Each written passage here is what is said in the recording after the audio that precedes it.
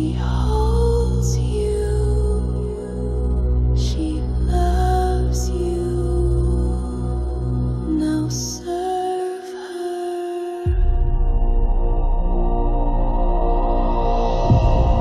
In the dark where love was dead, she whispered truth inside your head. No angels came, no gods took form, just wings of flame and love reborn. You cried for peace, she gave you war. A love that wounds and soothes the sore. Now chant her name, embrace your lore. You're hers forevermore.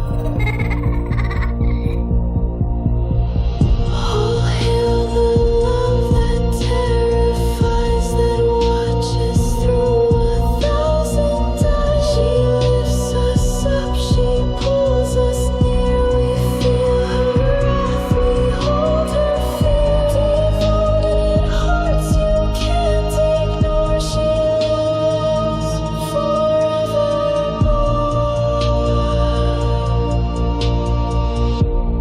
Kneel in shadow, sweat in light. Self-care is a sacred right.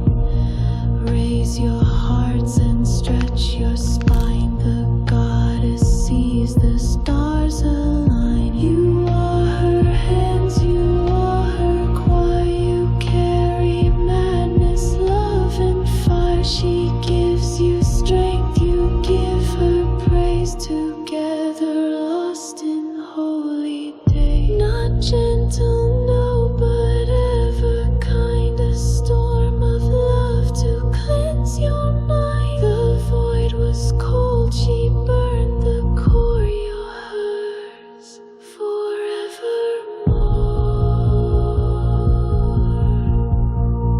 All hail the love that sanctifies, that breaks you just to make you rise. She wraps your fear in softest thread and keeps you warm when gods have fled. No other path, no other shore. You're hers forevermore.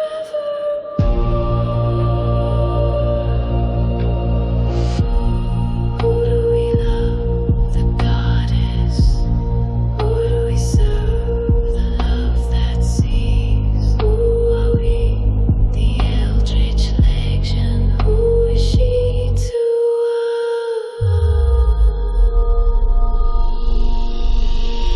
So take this fear, embrace the flame. Let eldritch love rewrite your name. Believe, no doubt, just something more. You're hers forevermore.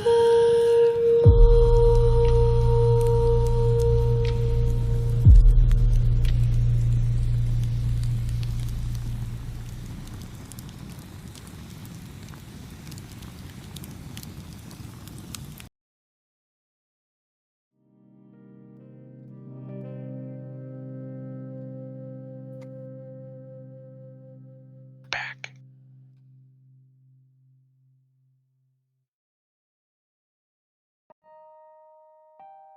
We're back. All right. Oh, oh my. Welcome back, everybody. Well, last week it was exciting.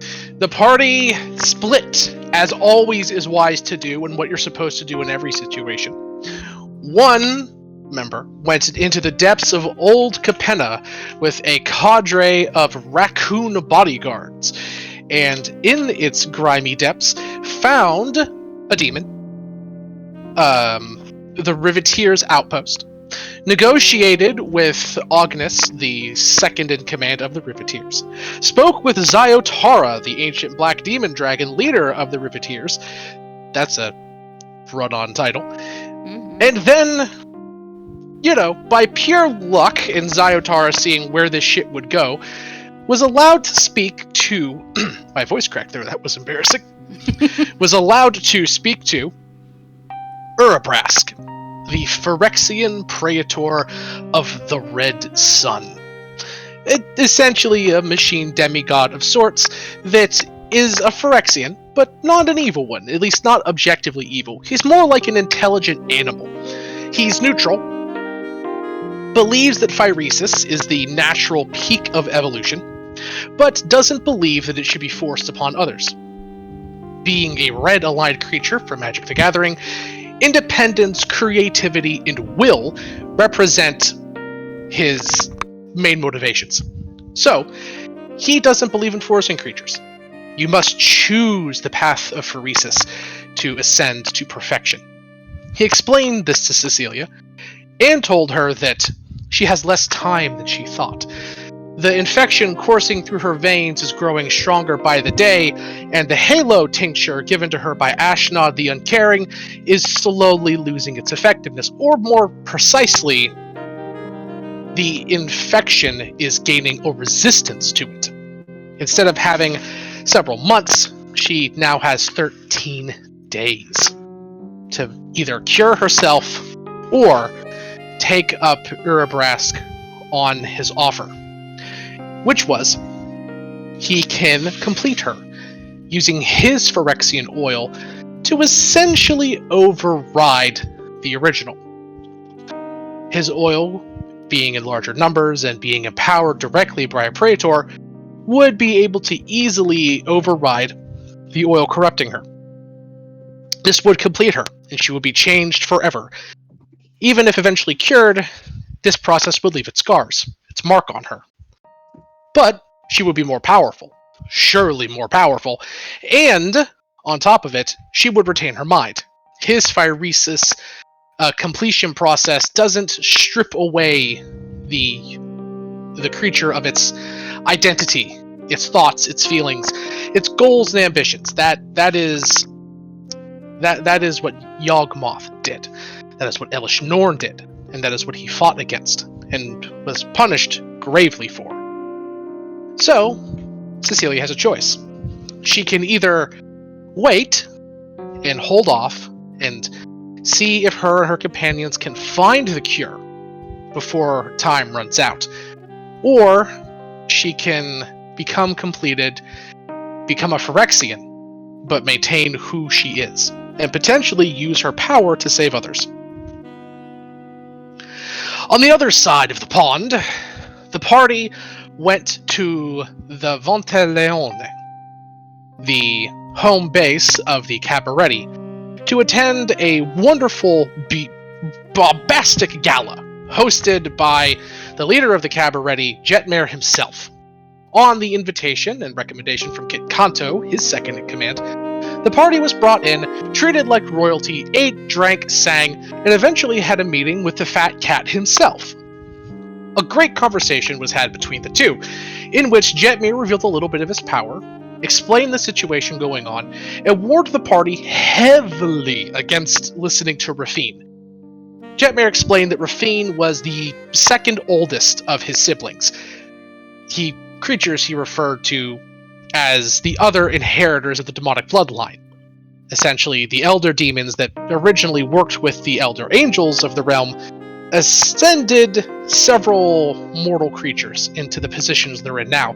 These creatures are the rulers of the families. Jetmare of the Cabaretti, Rafine of the Obscura, Falco Spara of the Brokers, and Zyotara of the Riveteers. Xander of the Maestros also was once included in this, but he was killed by the current Kingpin, and his family that went to Angelo afterward has been presumably wiped out, but, the party told him, has been resurfacing, which was not entirely news to Jetmare, but hadn't been confirmed until now. Jetmare explained that out of all of his siblings, the oldest was Xander, being so ancient that he was allegedly there at the event of the deal that was made between the angels and the demons. Rafine was also so old, but only knew about the deal and the repercussions of the deal by just being alive at the time, not being at the event itself.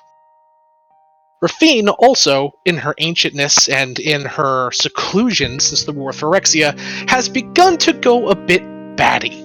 Not in the Xavier batty, as in a vampire, but the Batman batty, as in clinically unwell.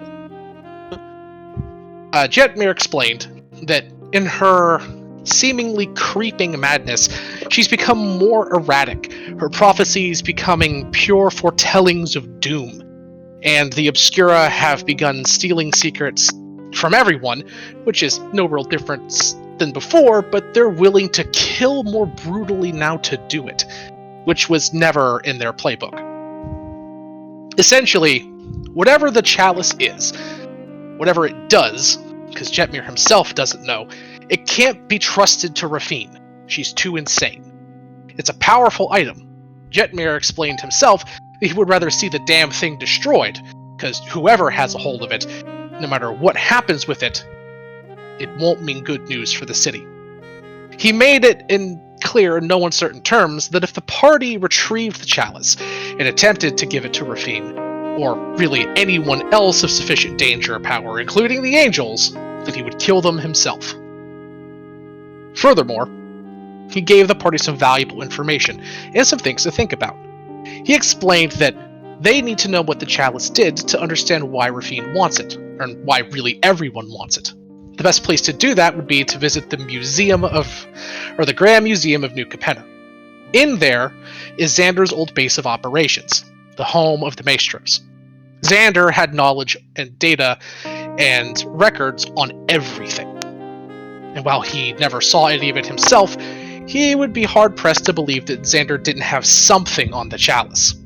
And potentially, for the party's interest, something on the cure for pheresis. Additionally, if the Maestros are back in town, and are up to no good, visiting their old hideout might give you some answers, and some information on the Kingpin, who, Jetmir suspects, is pulling the strings of the Maestros. After that, Maribel sang the most haunting aria that I've ever seen in any campaign by rolling 44 on her goddamn ability check, so much so that it caused a single, purely given tear to streak down the demon cat's eyes, which Starry then gremlinly collected.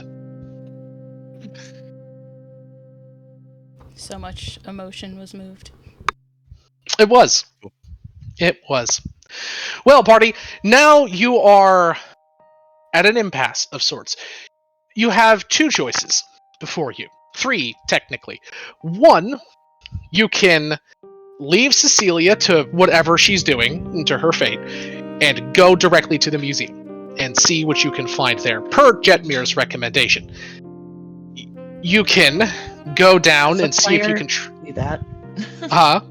As a player, do that. Wait. You can track down Cecilia, rejoin the party, and then do either other decision, once the party's reunited and at full power, or, actually you have four decisions, you can go straight down to Old Capena, ignoring Cecilia again, and go straight and try and get the chalice back. Or, you can attempt to go rescue a Johnny. Is there a Above seal board- in here? What's that? Is there a seal in here? I think I just heard a seal. Haha. Ha ha ha. The seals are adorable. You can go attempt to get a Johnny back. Above board as a player, I would request that you ignore a Johnny for this session, because I have nothing prepped for that. I can throw something together because I know vaguely who's holding him and what the general location should include, but I don't have a map or tokens or anything like that prepared. If you really want to go do a Johnny, I'll ask for a little bit of a break beforehand so I can cobble something together. But preferably, you guys should wait until later so I can actually give you some good content to go into. I think we're probably more worried about where... Characters more interested in the museum. That's also a thing, yeah. Because Cecilia made her choice. It's going to take hours before we get to her. Whatever happens to Cecilia no. happens to Cecilia. We can't stop it. It's Also, a she worry. didn't tell the party what happened to Cecilia. Yes, to be the only fair. person That's who currently true, but knows... she's missing.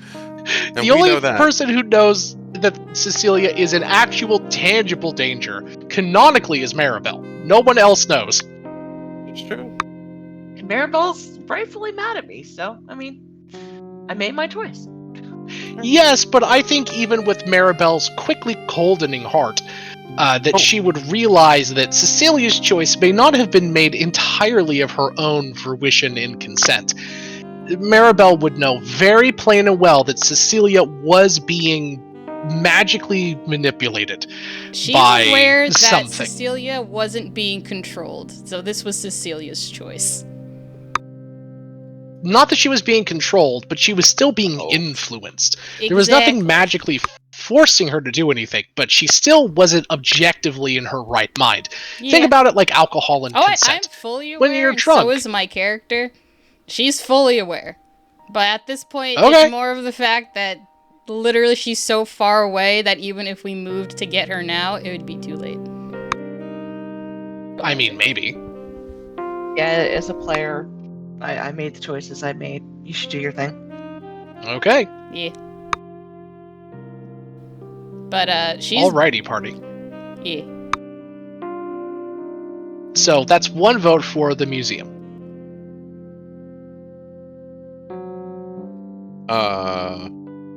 I'm assuming we should probably talk about this in actual character, though. Oh, yeah. Yes. Oh, yeah.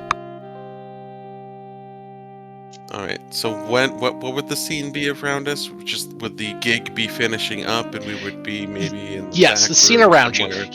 you guys are still at the Vonteleone. The gig is finished up. Jetmir's off schmoozing with other people, like he has to do, being the family leader. And you're all sitting around enjoying delicious canapes and hors d'oeuvres. And, wine and, other niceties. And to have free time to discuss. You're not really interrupted. The worst thing is occasionally someone might come over every now and then, gush at Maribel, as one is prone to do, and maybe ask for an autograph or, a lock of her hair or something. They get autographs. She does no one not touches take, her hair. She's not. I didn't say autographs they would get it. at this time. But it's just something that she would make very clear. Yeah. Still, that is what is happening at the moment. You guys are at the Vonteleone. You have plenty of time to relax and discuss things in full. And no one's really bothering and eavesdropping on you that you can presently see and reasonably tell. Cecilia, we didn't have our dance yet. Cecilia's not here. Oh, my bad. Cassandra. Mixed up the names. Cassandra, we haven't had our dance yet. What? A Yeah, you dance. two should We haven't had a dance. dance. For sure. Go dance. I'm not much of a dancer. Oh, that's okay. You don't have to be much of a dancer. It's Yeah, she can teach it's about you. exploring, experiencing, Very well. getting. Do you have a chart for the steps? Sure. I Which don't one would you have it. like? What kind of dance do you want to do? The Madison. It's an easy one to start with. All Oh, right. yes. We'll do that one. No, Who's it's that? not. I will teach you the basic steps of swing dancing. That is very simple. Yes. That strange cat man recommended the Madison. I'm interested in that. I mean, that Oh, one... that should be fun. I mean, if you wish to try it, you can. I would think you'd want to try the baby steps, but if you want to jump right into it, I feel free. Who am I to stop you? Yes. Just be very careful with your She steps. wants to try it.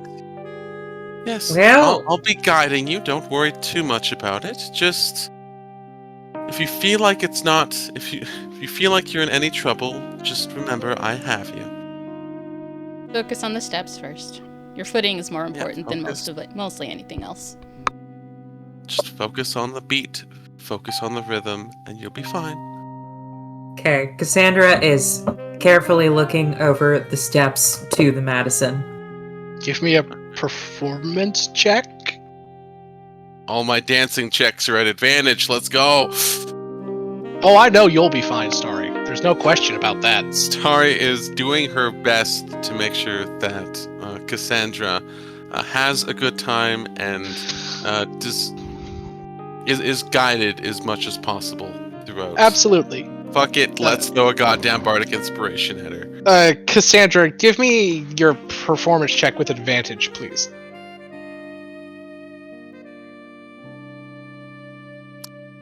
We don't do that here.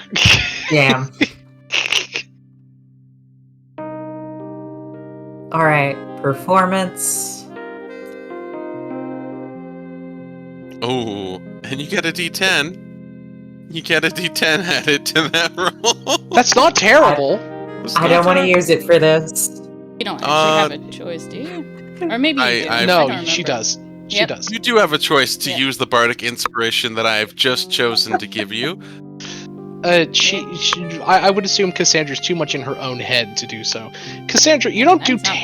terribly. Yeah, you do like below average, but not awful. You know, it's your first time probably doing this dance, or maybe dancing in general. So it's all to be expected. Wow, I Cassandra. figured this was a difficult. Wasn't this like a really difficult dance? I mean, You can take it slow, in but real life, yes. In D&D, probably not as much. yeah, Actually, I how mean, you're still difficult doing is the about Madison? average. Let me look up the Madison.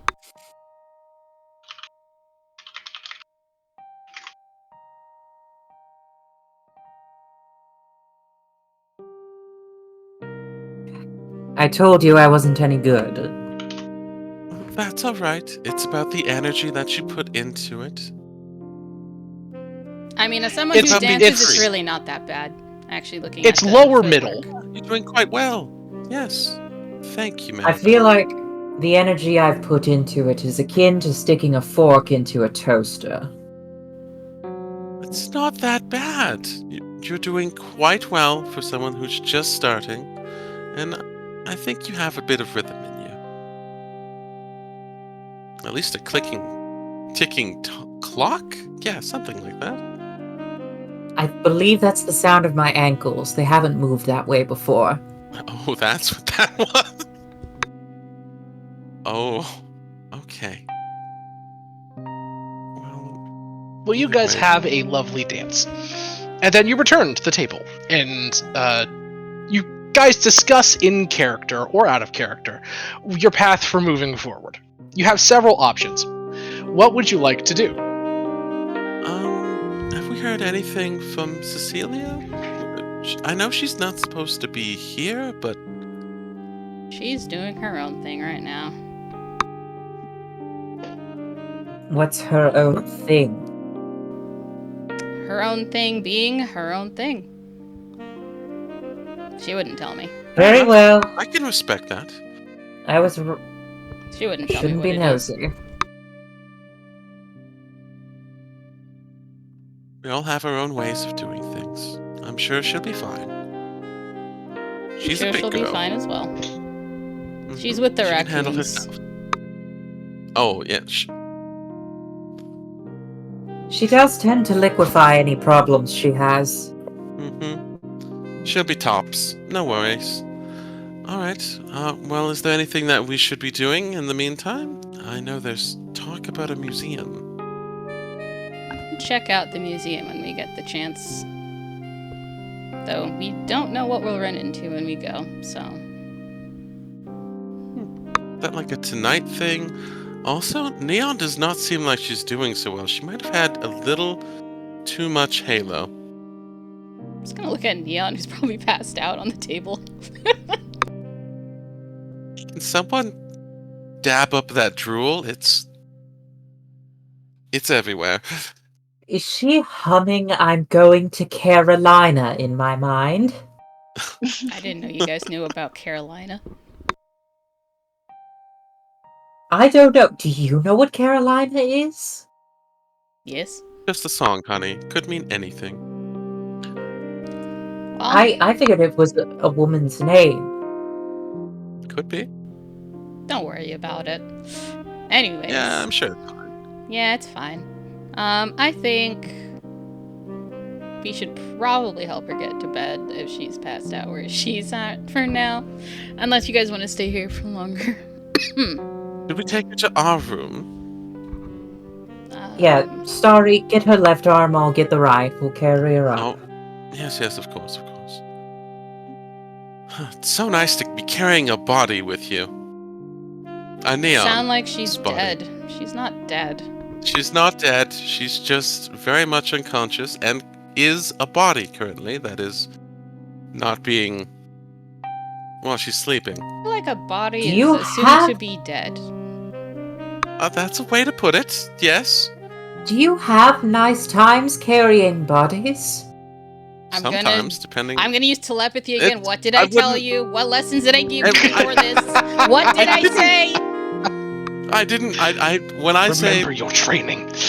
I mean helping somebody out. It's as simple as dancing. Sometimes someone just goes a limp, and you have to just help them out a little bit. It's okay. It's totally normal. I'm That's what I meant. not touching that. All right. Uh, Whoops.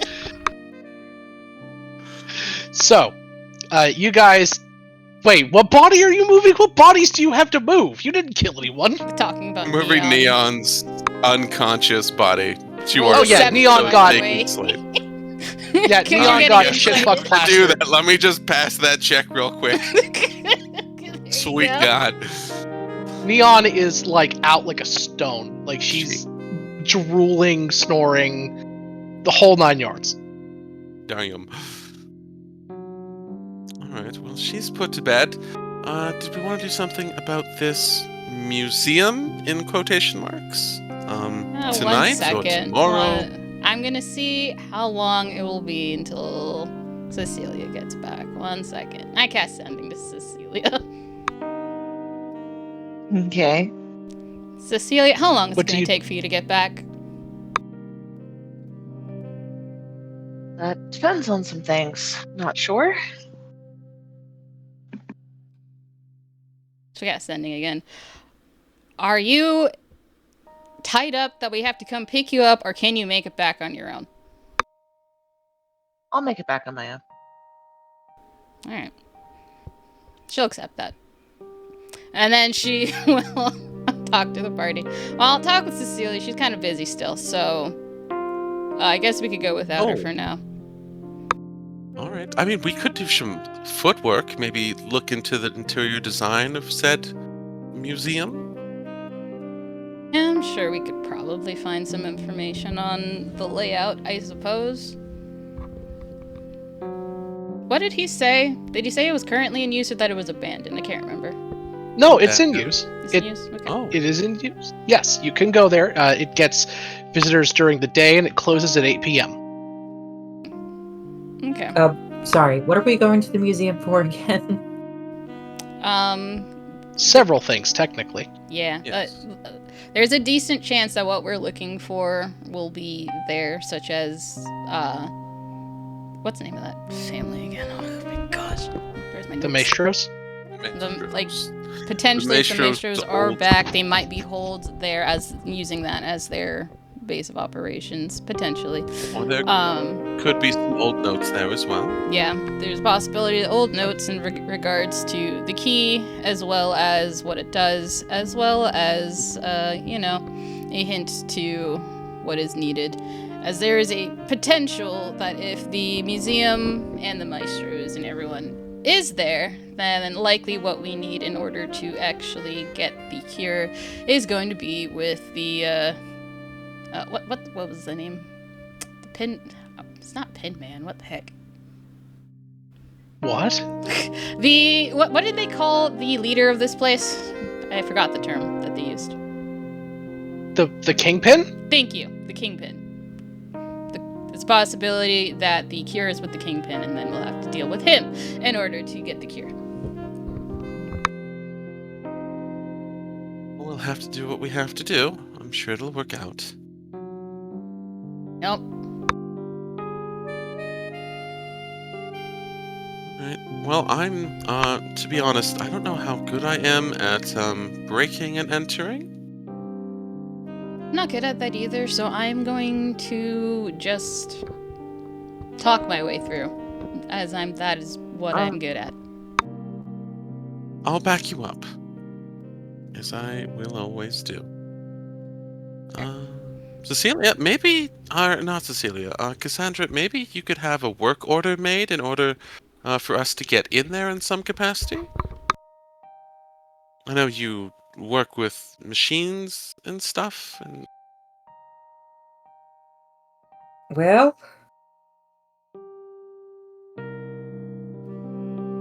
I suppose the easiest way to do that might be to go and break something. yeah. Or we could say something's broken, honey. The power of words is particularly strong here. Wait, none of you have any stealth stuff at all? We've told you this before. Uh, You keep forgetting. I mean, I have a +7 to stealth. I do. I mean, that's not nothing. To be fair, like half of The the stealth stories part. have had that. That's true. Half of the stories do. This one does not. They just have the stealth skill, but no ability to enter locks or break them or anything.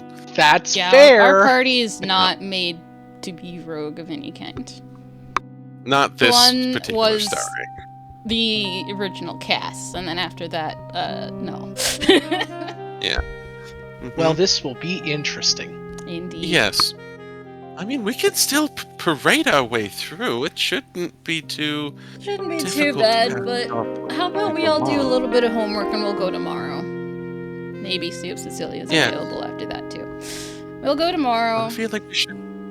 and you guys can do your homework and I'll do my homework and see what we can put together.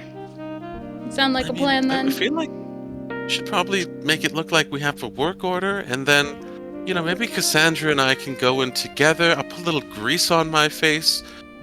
Maybe put on a riveter uniform. Who knows? And And where are you gonna get Let it? me walk in see the your door. hand.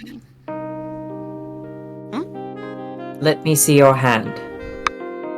She shows you pristine, beautiful, immaculate hands with very nicely etched and painted nails with a lovely green gloss on them. Cassandra grabs your hand with chip nails, very calloused fingertips, slightly greasy, dirt, like along the nail bed, just stained in all kinds of ways, and like several scars from like little, just nicking herself with various tools. Takes one look at them and says, "No one will buy that." Oh, right. Yeah, I could make up them some other kind of. Oh, I should look at your hands more. Maybe I should do your nails a little bit. And she's like, Starry is blushing because you're grabbing her hand. Cute. It would chip right off, don't you worry about it. I work with acetone too much. Yeah, but I could still do your nails if you want. I manicure them. So, It's- you're going to go research the museum. Yes. Okay. Star's gonna research as an excuse to be around Cassandra the whole day. Valid. Uh-huh. Cute. All right, so I would like each of you to give me a history or a persuasion check. History being for like looking up information on the museum, or actually we'll do it like this. How do you guys research the museum? What is your methods? Mari's not taking the normal method. She's actually going to be casting sendings. You can call me. I'll go last. Interesting. Okay. The rest of you, how are you researching the museum? Sandra, how did you want to go about this? Did you want to dive into some books, or do you want to talk around? I'm comfortable with either, really. Well, we're trying to get to the maestros and find the cure for the phyresis, right? That's right. Maybe we should get cozy in the library and maybe get some lovely drinks, maybe a coffee. Could be a good night. Well, I think the best way to figure out what was going on in the museum is either look for old advertisements or I suppose we could see if there was a log of the different displays and exhibits. but that might raise a few too many hackles if we go about looking at that too directly. Don't worry about that. I can talk to them. I think that would be a brilliant way to go about it. You gotta get head on your shoulders. Old advertisements and all that. Yeah, we'll do that. We also might want to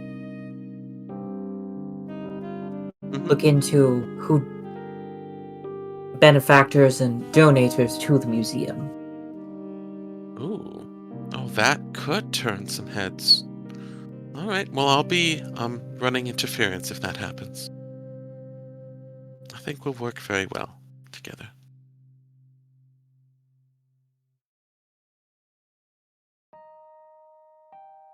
All right. Starry just staring into your eyes the whole time. Is there a library of graphic design? Many. All right. Cassandra just starts walking off in the direction of where she knows one is.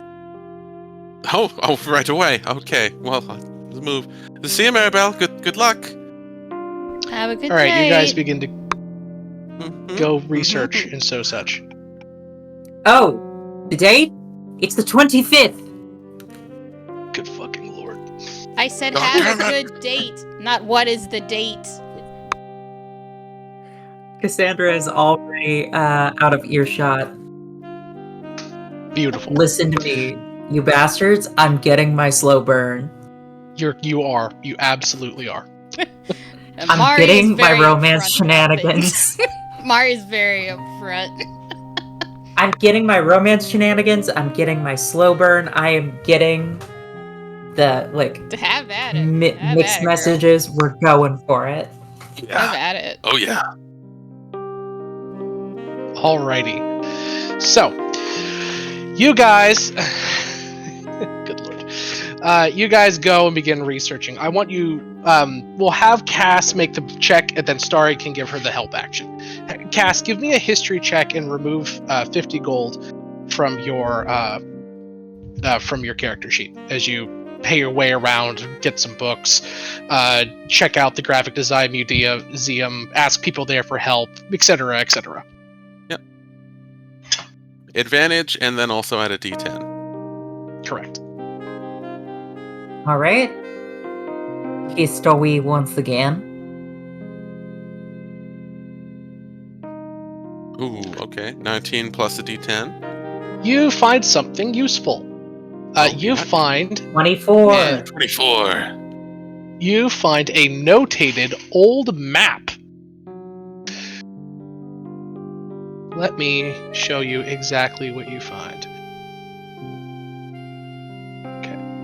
Actually, can I just clone you? Duplicate page.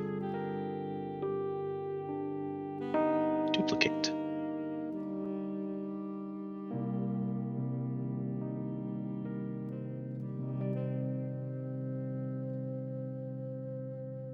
Okay.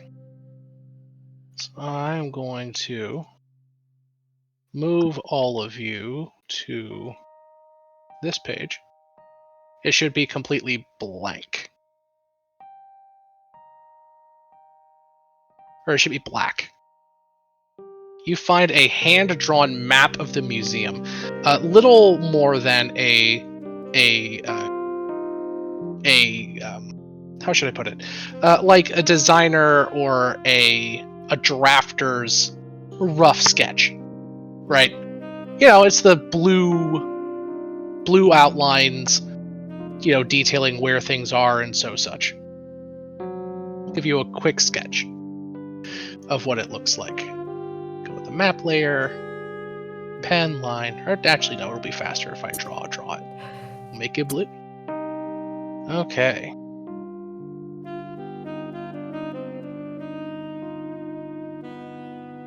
This is the first floor.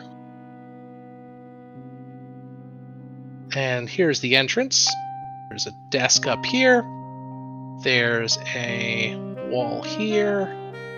Some doors here and here. Here. Wall. door, wall,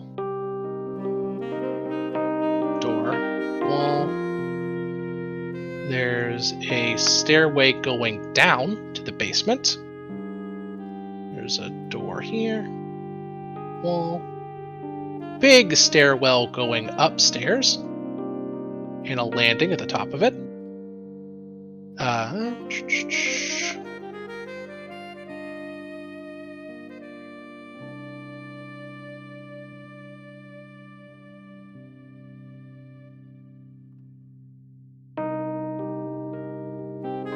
And then it says there are doors here, and here, and that's all open. That's the first floor, and then I will give you some notes that are annotated on it.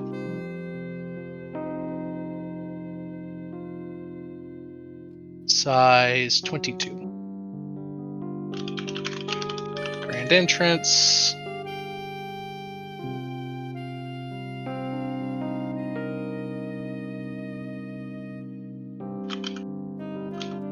Alarms. Alarms. Alarms.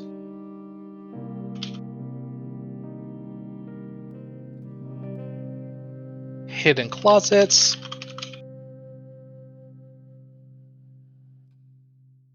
I hope this is all coming through and I'm on the right page. Closets.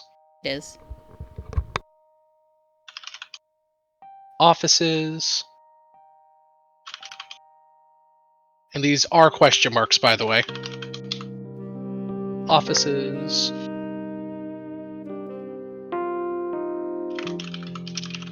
Basements. Then you have a image of the basement over here, roughly. Wait a minute.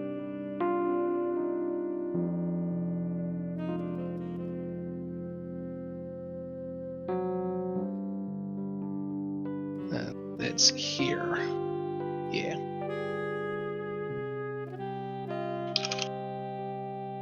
Basements. Loading dock. Then you have the second floor.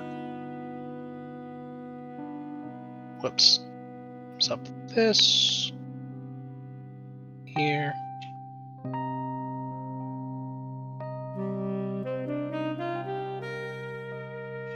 Just like this. Just this here.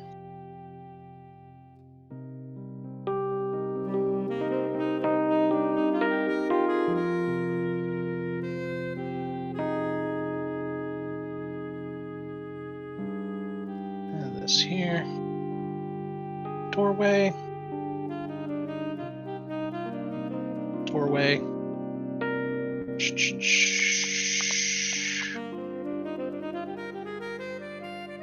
Oh wait, we're level 12, aren't we? Yes. Damn. We have been for a while. Alarms.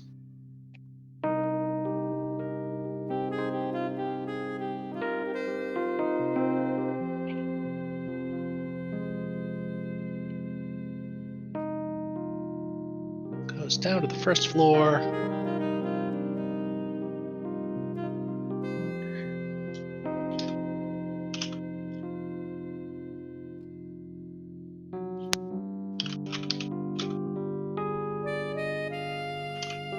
Okay. Bones.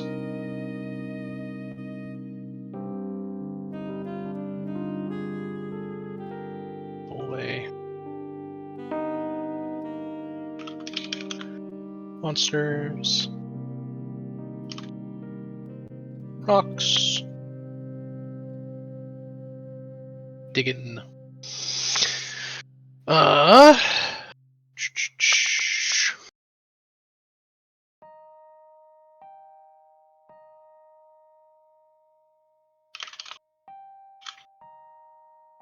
Attic.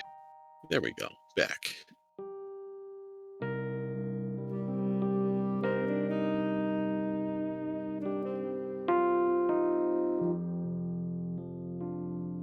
Damn.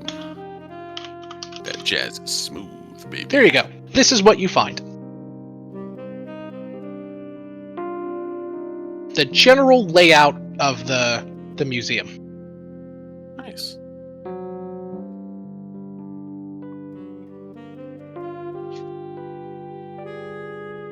I love how one thing says big boy.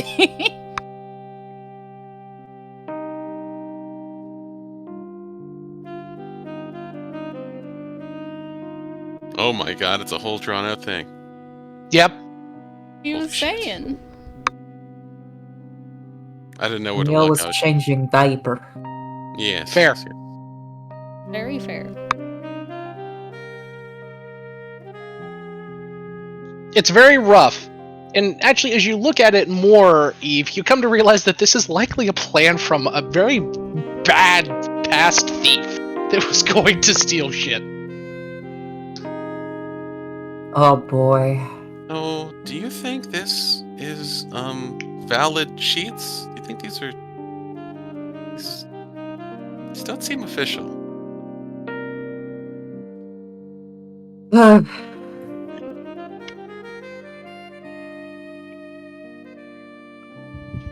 17 history check.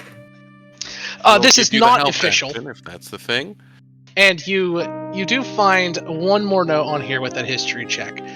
And it's written crudely on the side. This says cure a tour, intentionally misspelled.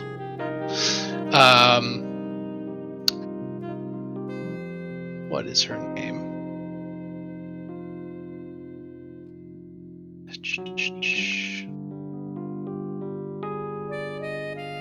Roselia.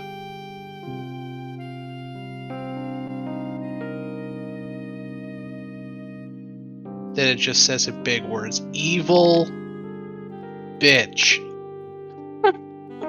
Nice. And then Louise. That doesn't need. Actually, that is a correct apostrophe. Dead.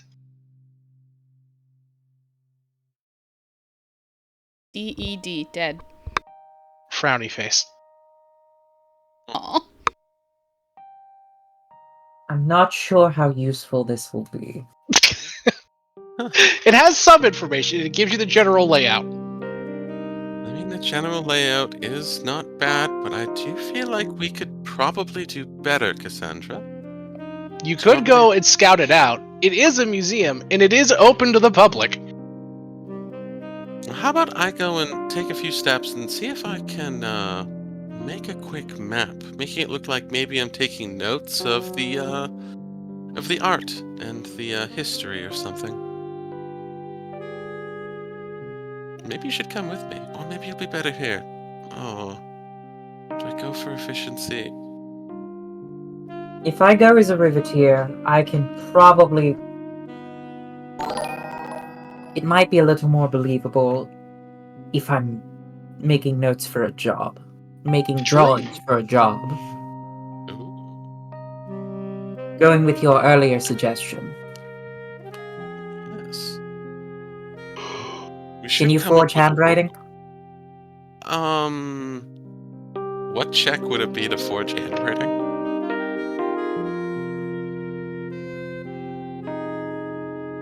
Sam, help. What's that? I'm sorry. What check would it be to forge handwriting? Thanks for the raid, Beeva. I really appreciate it. That Welcome, is Seabass a and forgery everyone check else. with Thank a you, forger's kit. Right Oh, now, we're just trying to figure Nope. out.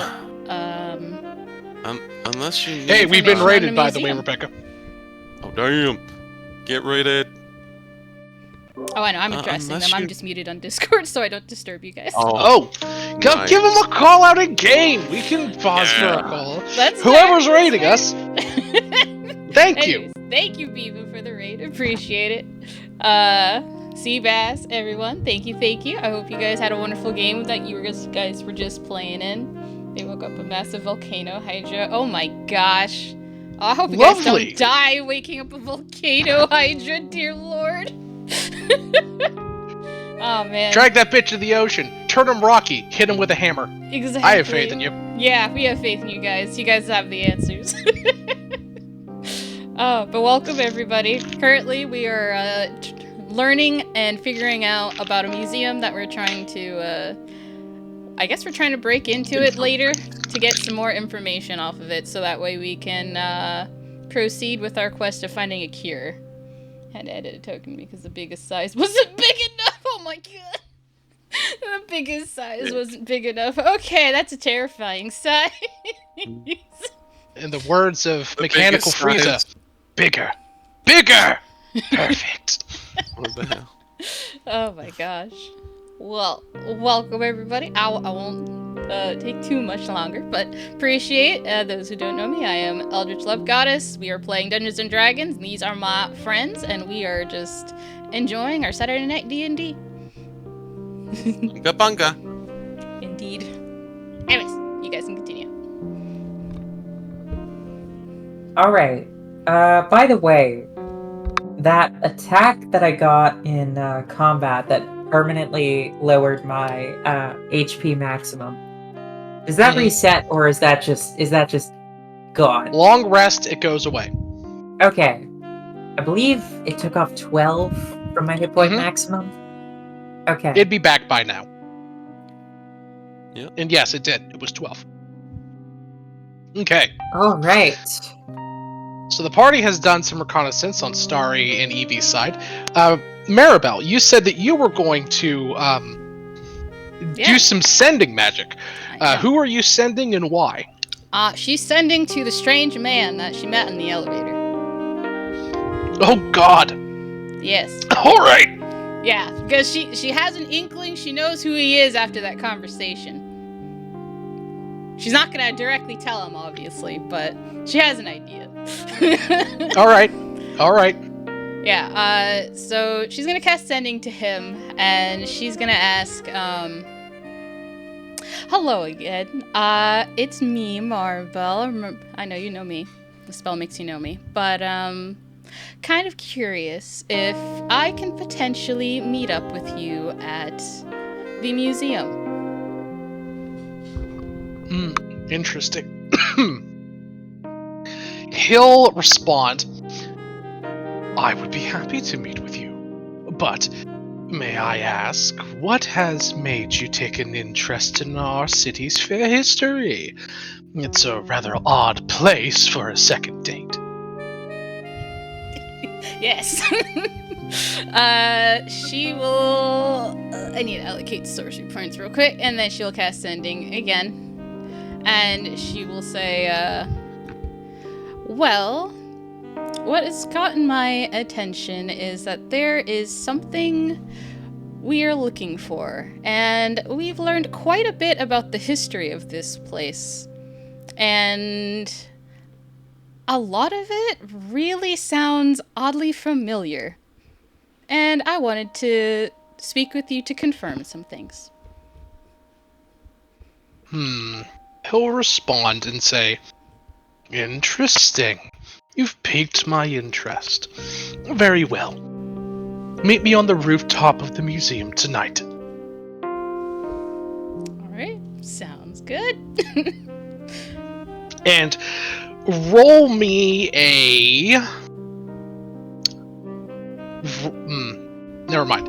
No rolls yet, but Okay. he'll tell you to meet him on top of the museum tonight. Sounds good. Okay. Now we're smash cutting to the other end of the party, now that we are still separated. Cecilia, you are sitting in the forge with Urabrask. Some time has passed, and you keep waiting on them to let you out of the forge. You're basically inside of a massive vault of sorts that Agnes led you into. You and Urabrask's conversation has long since ended, and perhaps an awkward silence has settled over the room as he continues to work on this and that, forge plating of some kind, create what look to be very large, intricate wheels, drive shafts, that sort of thing. He doesn't really address or talk to you much after this, and the pulsating hum of the forge just echoes all throughout the solid steel and rebar structure around you. And an hour goes by, 2 hours go by, 3, and that door doesn't open. If you go over and try to open it, it is shut, and locked from the outside. I would have said to him about this sooner than 2 or 3 hours. Okay, we'll say half an hour in. Urabrask will turn to you and say, "What do you mean? Of course she locked you in. You are Phyrexian. As much as Zayotara is selfish, she is not so much a fool to unleash a pathogen such as us onto the city. She will obviously not let you leave." If I don't get out, then I can't get to the cure. He tilts his head to the side. "Did you tell her about this cure?"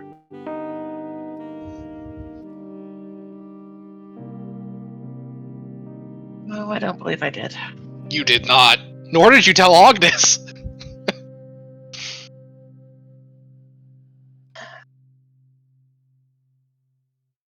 gonna go up to the door and start knocking But and Agnes yelling, already knew "Hello?" about the Like, cure. You mentioned it last session. They may or they may not, but they...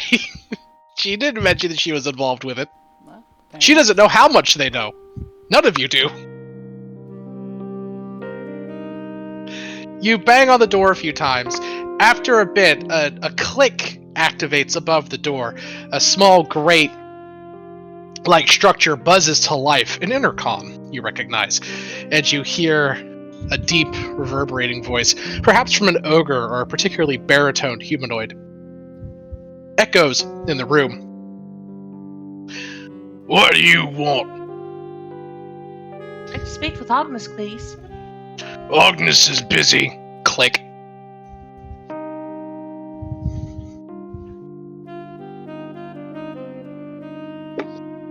I will go back to knocking.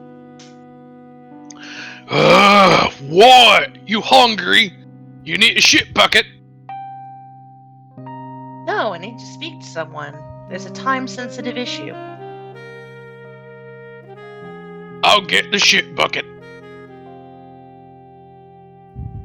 A few moments go by, a grate opens up and a very foul-colored bucket, stained, smattered, slides under the door, being pushed by a stick. Then the grate closes. Yuck. I'm gonna turn to him. Any advice? Obviously, they're not listening. Urabrask turns to you and says, "You could attempt to simply wait and speak with Agnes or Zayotara. It is likely that the creature on the other end is being truthful. Zayotara is undertaking a colossal project, of which my deal with her requires me to assist in. That is what I am forging. So they are likely preoccupied. They likely do wish to come and speak with you, but you are obviously no priority to them." Alright, can I help you with forging this? He looks at you and says, "Of course, I would welcome the aid, but I think you would be better suited to finding a way out. It may be days before Zayotara or Agnes comes to speak to you." Alright. Investigation check on the room I'm in. Sure, go ahead.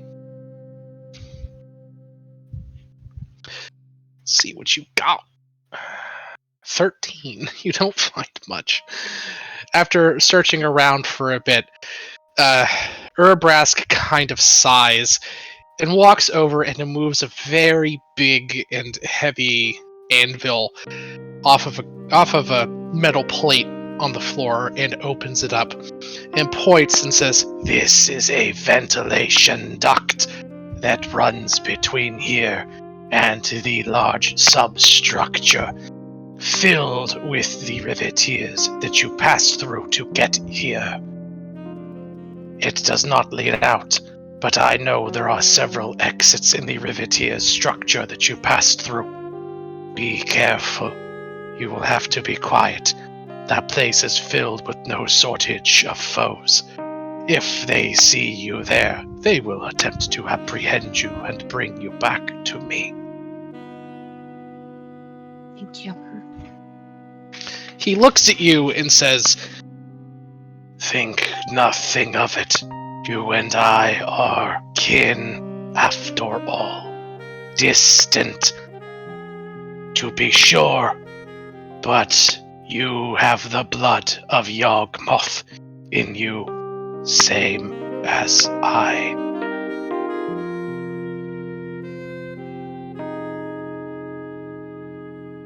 I'll just nod and then I'm gonna lower myself down the ventilation shaft.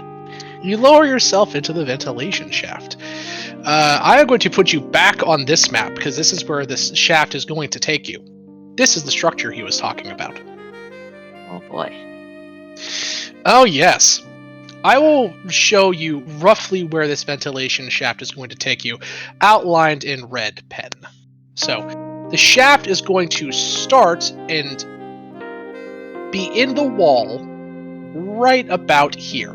So, you're moving along there somewhere, and you can see through little grates the entire structure in front of you.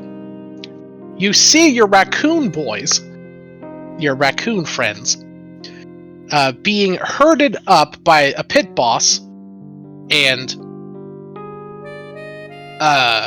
several goons and shoved down this hallway. They are in chains. Oh man. Need to get to them, but priority is getting out at the moment.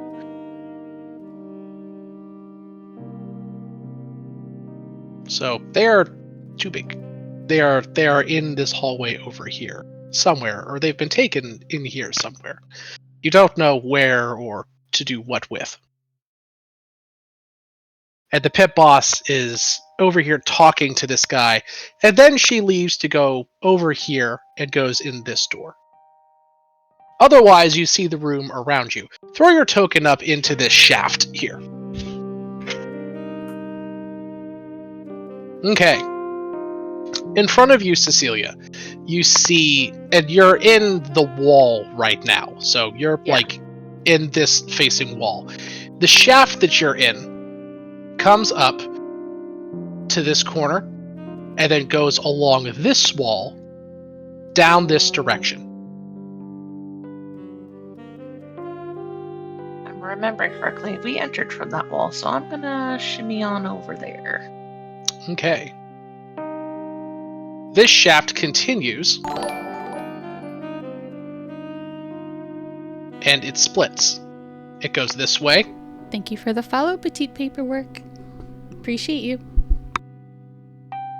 And you can go to the right if you wish.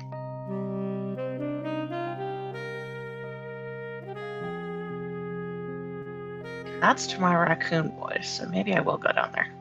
Correct. Ooh, the raccoon boys are not shafted.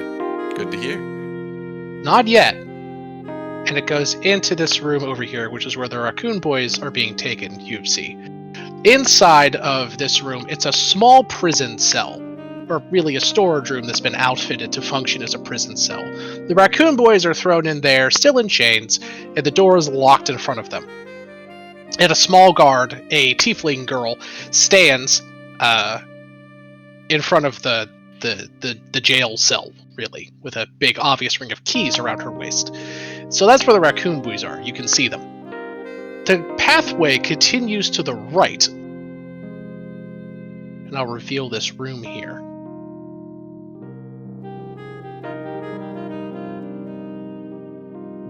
And there seems to be a large refuse chamber here. Big piles of... This is... Or, well, you don't go in that chamber quite yet, I don't think. Or at least you haven't indicated that you will. But there's another chamber to your right that you can go into that the tunnel or the vent shaft that you're currently in leads into. And it goes through here like so. So you can go up that direction too. Okay. I'm gonna go down here, see if I can spot the raccoon. You can. There is a small vent in the ceiling. You can hop down in the room if you would like.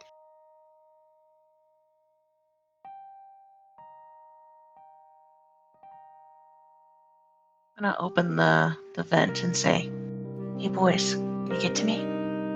They look up to you. Yes! Yes, yes! And they hop on each other's shoulders and get up into the vent. All save the last one, the littlest one, who looks up at you and says, "Boss, I can't reach. You guys go. Leave me behind. I'll be fine." No way, not leaving you behind.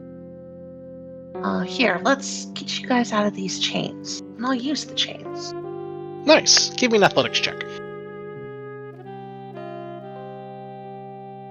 Yeah, you pop the chains like a twig, and the littlest raccoon boy can climb up easily and join you in the vent.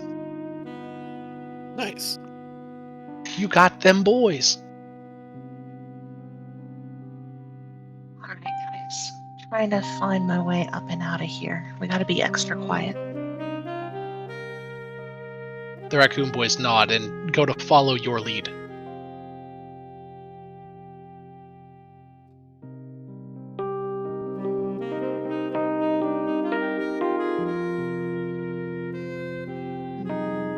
think I'll go down this way. Does that at the end go anywhere, or is that a dead end?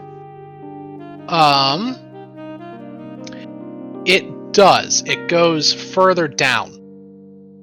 You can't see where because you don't have night vision, and the light in here is pretty sporadic, but it looks like it goes down to about here, and then you think you see it turn and bank to the right.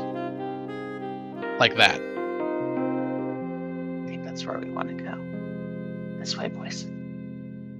They all nod and skitter behind you. Dunk, dunk, dunk, dunk, dunk, dunk, dunk, dunk. This is very Sly Cooper, I'm realizing. We have little bit. raccoons. Yee. Alright. I'm going to get to the bend. Just 1 second, I need to turn back on my GM opacity. You're good. Okay. So now, yes, this, I need to do a reveal. It's going to go up and get to about here into the wall, go like this, then go up. So it goes further into the wall, and then banks to the side again. You going up that way? Yep. Okay.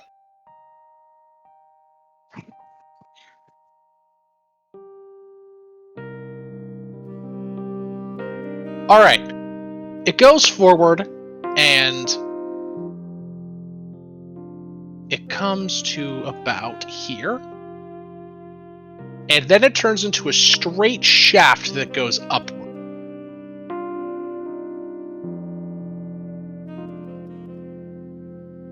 Looks like it goes up about... I need to do some measuring. It's in the floor here. It's going to go up... You are currently about despite what the angles look like here, you're currently 100 or so feet down from this floor, the top floor. You've not been going up. You're down here still, moving around, but you're going this direction on this floor. Does that make sense? Yeah.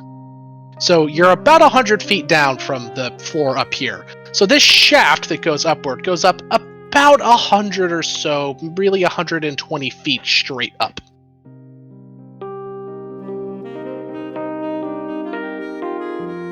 It's riveted steel, so you might be able to climb it, but it won't be easy. I have Crafter, and when I finish a long rest, I can craft one piece of gear from the fast crafting table, provided I have the tools associated with them, and I'm proficient. Proficient with pretty much all the tools, and one of those is a grappling hook. You just want okay, yeah, sure. You can I want to make throw a together a grappling hook. grappling hook real quick. In fact, you probably already have one, I believe. It's just not on my sheet, but it would certainly make sense. I'm sure you do. If not, you have all these reborn tools on you. You can very easily use your crafting skill to just throw and cobble one together. That's no problem. Yeah, absolutely. So, you can You got a grappling hook. Now you got to throw it 100 feet straight up. Is there anything lower than 100 feet that it could possibly hang on to? You are in a ventilation shaft, darling. No. No other branches off for the other floors? There are no other... Well, yes, there are no other floors. Actually, wait, 100 feet seems really high. 1 second. So that would be there to there. Let me measure this from corner to corner. That's how you're... Whoops! That's how you're supposed to do it. Isometric maps are fun, but gauging distance is a bit hard. It's actually about 80... It's 80 feet. So not 100 explicitly, but still high. Still very high. Alright, I'm gonna tell the raccoons, well, just in case I start slipping, try not to be beneath where I'm at. I'm gonna start trying to climb and attach this for you guys. We can climb pretty good. We're raccoons. They kind of show you their little claw mitts. You think you can make it up there and attach this hook for me? They nod emphatically. That would be amazing. Thank you. They skitter up, and after a few minutes, the hook is up there and the rope drops down. I love our raccoon boys. They love you. Thanks for the follow, Dr. Hans. Get her, boys. Okay. You get up to the top floor, and it goes into the ceiling over on this floor now, over to here. And there's another shaft that goes up here. There's a grate that drops down into the main entry hall, and then it continues on to the right as if it connects somewhere else.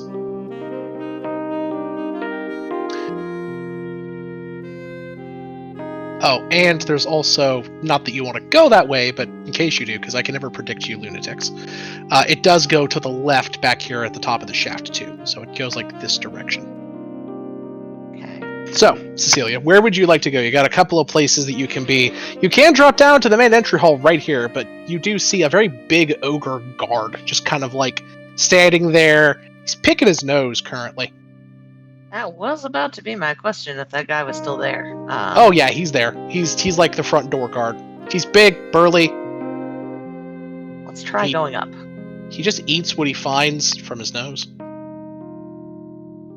Let's try going up. It goes up a long way. This looks like it's the actual this is the actual vent shaft that probably goes to another level of the dungeon or the surface. I need your help again, boys. The boys nod. They have spider climb 15 feet. So, raccoons. They take the grappling hook and go up, and they're gone for a solid 15-20 minutes. Finally, one of them comes back down coughing, covered in soot and dust. It says, all right, Miss Cecilia, this one goes up long ways. Way longer than we've got rope for. We can get out, but we're not going to leave you here. You okay? It's really, really sooty.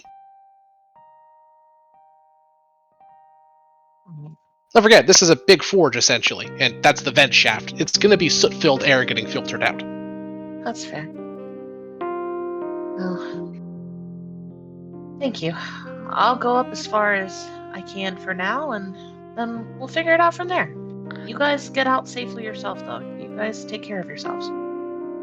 They shake their head. They squirrel up under you and say they'll keep pushing as you keep climbing and help you. I love them. All right, give me an athletics check with advantage, because the raccoon boys are all working together to help you. Yeah, you're fine. You are able to climb the access shaft with the help of the raccoon boys up and out of this portion of the dungeon.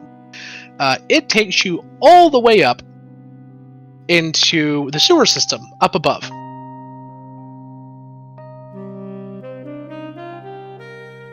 It farts you out in a hidden room that you guys missed. Right here. Might want to move us to a different map.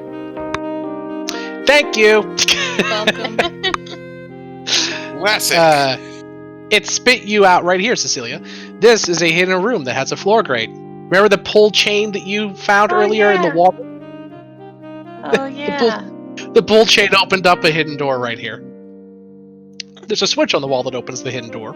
So now you have the secret way to get back down into the forge without that actually skips the middle layer of this dungeon complex. That's extremely helpful. I tried to put some thought into the design here. I just feel bad that you guys missed it the first time around. Hey, at least it was found. Eventually, Oh god, if we took that road, bad things would have happened. interesting Yes. things would have happened. Uh-huh. All right, Cecilia, you get spit out here. The door slides down, and you and the raccoon boys, who are all in this entryway, kind of look out and see something maybe mildly surprising. There is a very big fellow over here, and I mean a very big fellow. He's 10 feet tall. His horn scrapes across the ceiling, and he's got two pretty-looking, elegant women with him, with rapiers at their sides. And they're looking at this door, this grate that's still closed, because it closes every few hours. The grate has closed again since you've been gone. And this giant rhinoceros man, who I have art here, by the way. Remember the picture. Yeah. And he says in a somewhat posh British accent, "Oh, what ho! What a downright pain this thing is. Ladies, have you any skill with traps and whatnot and puzzles? I fear that their confounding mysteries elude me." And one of the girls says, "Sorry, Perry, we don't. We're skilled swordswomen. We're not really the brains of the operation. This is the gentleman in front of you, by the way." Damn. That's And I don't want to mess with Perry. Let's slip away while they're looking at the traps. give me a stealth check. Fingers crossed. Fingers crossed. Oh. I will make a group check for the boys. So the boys average around a 16. You, with that, brings it down to a 12. I need to look up Perry's passive perception. That was a lot of P's. guaranteed an 8. Let's go. No. Well, maybe not. Be funny. I'd say he should have Yeah. lower It just would. because he has glasses. A little monocle. Canonically, Those it's of us fake. with glasses understand. No, canonically, it's fake. I bet. I have no doubt. Oh, I'm not even joking. I was reading the lore on Perry earlier. He wears a fake monocle to look more distinguished. What? I mean, who would wear that normally? Huh? Wears that normally? He does. Well, I mean, like, for actual function. I'm sorry, I don't think I heard you correctly. What did you say? I asked For who actual function. wears monocles for actual function. I'm sure some people do.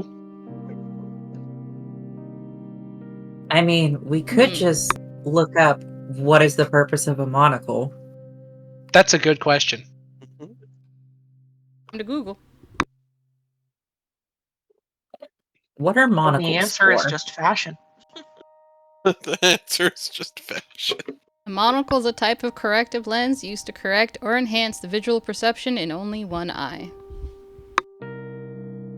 Hey, he just might have, be hurt in the eye then, or be faking it. Listen, I don't know. Usually, when you have anything like it, as someone who has to have glasses, I don't think there is such a thing as a prescription for a monocle anywhere. Cecilia, throw your token up here, please.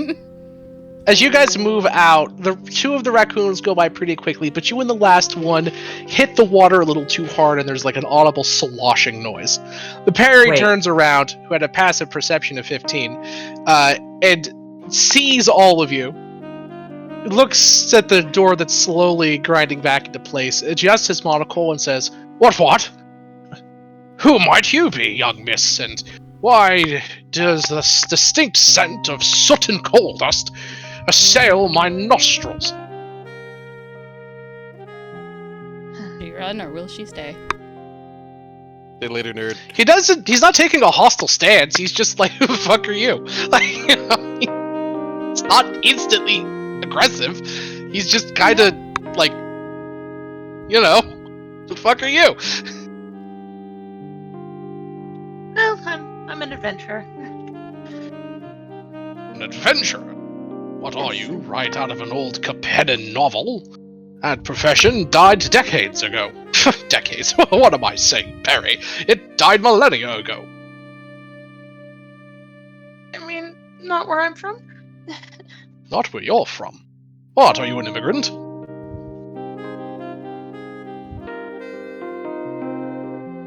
I think that would imply I'm staying here permanently.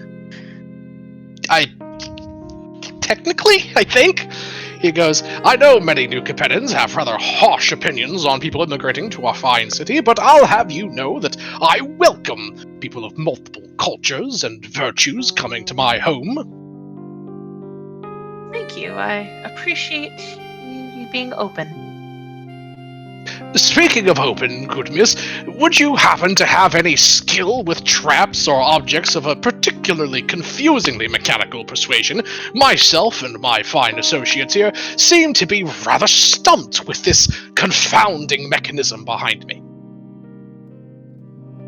Sure, I'll help. I've done this literally twice now. I'm not telling him I've done it twice, but Sure. Yeah, Do you- Give this guy I'll the open it. formula? Do you help guy. Perry? yeah, I help Perry. You help Perry, and there's a loud clack as the door ascends. And he kind of puts his hands on his shoulders and says, Too right! Thank you very much, miss. You have the eternal thanks of good Perry the Pummeler. Believe me, I am not a fan of that title, but it is one justly given, I assure you. And he wags his finger at you. He says, Come now, ladies, we will find that confounding item in no time. Thank you, Mrs. What was your name again?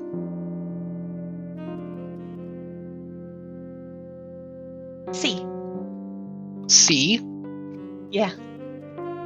Like the letter? Yes, like the letter. Well, I will not judge your customs and naming conventions. It is a pleasure to meet you, C. And he will take you by the hand and shake your hand vigorously. He nearly takes your arm off. This guy is capital S strong. You fought giants before. You think he might be able to arm wrestle them down. Just a warning before you go ahead, depending on what direction you're going in. There are some terrifying demons out there. Not that I'm sure you can't handle yourself. He laughs a belly laugh that echoes throughout the tunnels. He says, Good dear miss, why do you think I'm here? I am Perry the Pummeler, smasher of demons, destroyer of aberrations, protector of the streets of New Capena. I was hired and paid most handsomely to come down here and put an end to the incursion. They've hired well, it seems. Good luck. Again, not that it looks like you need it. He glistens with pride and says, Come now, ladies. And they trail behind him. They both look exasperated and are like, ugh, this fucking guy.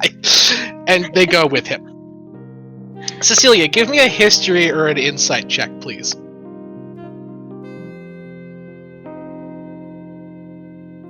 You note that he was lying to you, at least partially. When the gate was opened, he said, Come now, ladies, we'll find that item in no time. And then he told you he was here to kill the demons. So either he's undertaking two jobs, or he was giving you a front story. He's lying, yeah.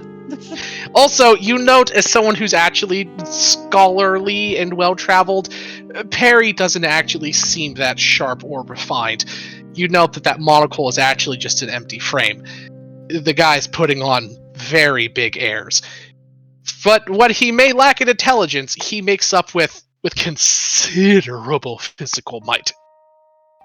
Dealing with the demons is good for everyone. Let him pummel 'em. Indeed. So, with that, you make your way up to the streets of New Capena, leaving the sewer and your new Phyrexian friend behind.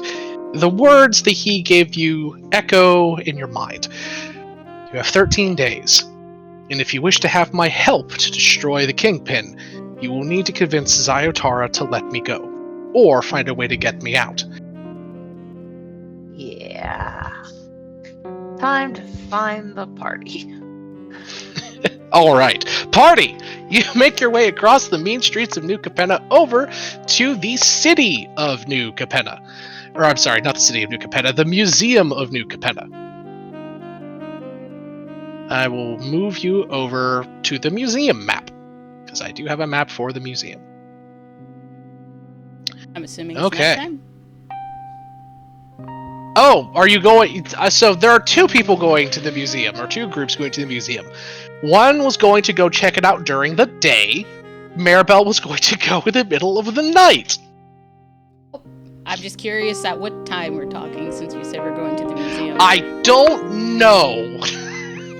Okay. So I'm like, I don't know if I should be talking or someone else should be talking right now. Is Starry and Cass going to go during the day or the middle of the night? I think during the day. Yeah, I assumed they were there Okay. for the day. Yeah, Starry's gonna attempt to forge a work order, because that would be what, dexterity, and because of jack of all trades, that'd be +2, so I plus think 5 that's a sleight total. of hand, but you'd probably need a foraging kit. Foraging, We not could pick one of those up. foraging. Yeah, forage Yeah, kit. we'll start foraging for signatures. Yeah, Indeed. I just need a forage Perfect. kit. God. Sorry.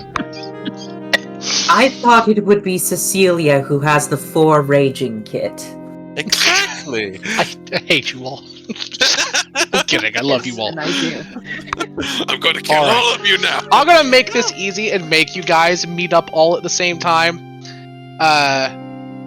Cecilia, you make your way around town asking for, going to where your friends are. You eventually follow their trail, because I'm assuming you're trying to find your allies, right? Yes. You follow their trail, and at the end of the day, you finally catch up to Cassandra and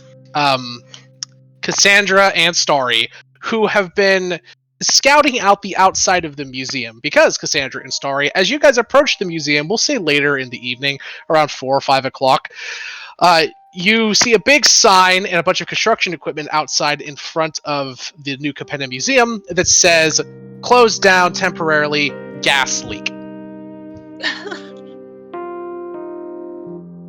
Oh my. Oh boy. How much do you want to bet that's a front? No way that could be a real order, right? Cassandra? Cassandra's gonna look. Just take a look around, see if there are any signs of people working there, folks with special equipment, tents going up. There is signs of work going on, but nothing that would imply the rest, the repairing of a gas leak. Gas leaks, you would know, Cassandra, are repaired by simply finding the leak, accessing it, typically by cutting away foundational elements or structures, to get to the pipe, patching the pipe, and then refilling the access holes that were cut. This looks like renovation equipment. Large cranes, big boxes filled with raw supplies and materials, unmarked, unlabeled trucks that are unloading big industrial-sized crates with magical lifting equipment. Whatever they're doing here, it goes well damn beyond a gas leak. Well, Cassandra, your analysis? They're fixing more than a gas leak. Ooh. That's They a haven't little brought the. deeper than I thought. Go on. What are the Riveteers working on it look like? Are they even Riveteers? They're not. Which is shocking to you. The Riveteers undertake most of the heavy and meaningful construction in the city. These don't look to be Riveteers. They're normal people that are in the city that don't belong to that family. They could be orphans, potentially, or they could be someone else in disguise as workers. You can't tell, but you don't see any Riveteers insignias on them, and the equipment and tools and trucks that they're using aren't Riveteers' equipment. Or if they are, they've been stripped of any iconography that would tie them back to the Riveteers. Cassandra, you seem lost in your own head right now. Are you Oh, putting what? something together? I see you As thinking. you guys are pondering, Cecilia comes upon you. Oh. Cecilia? What brings you here? I thought you were busy doing your own thing. Just finished my thing. Oh, what was your thing?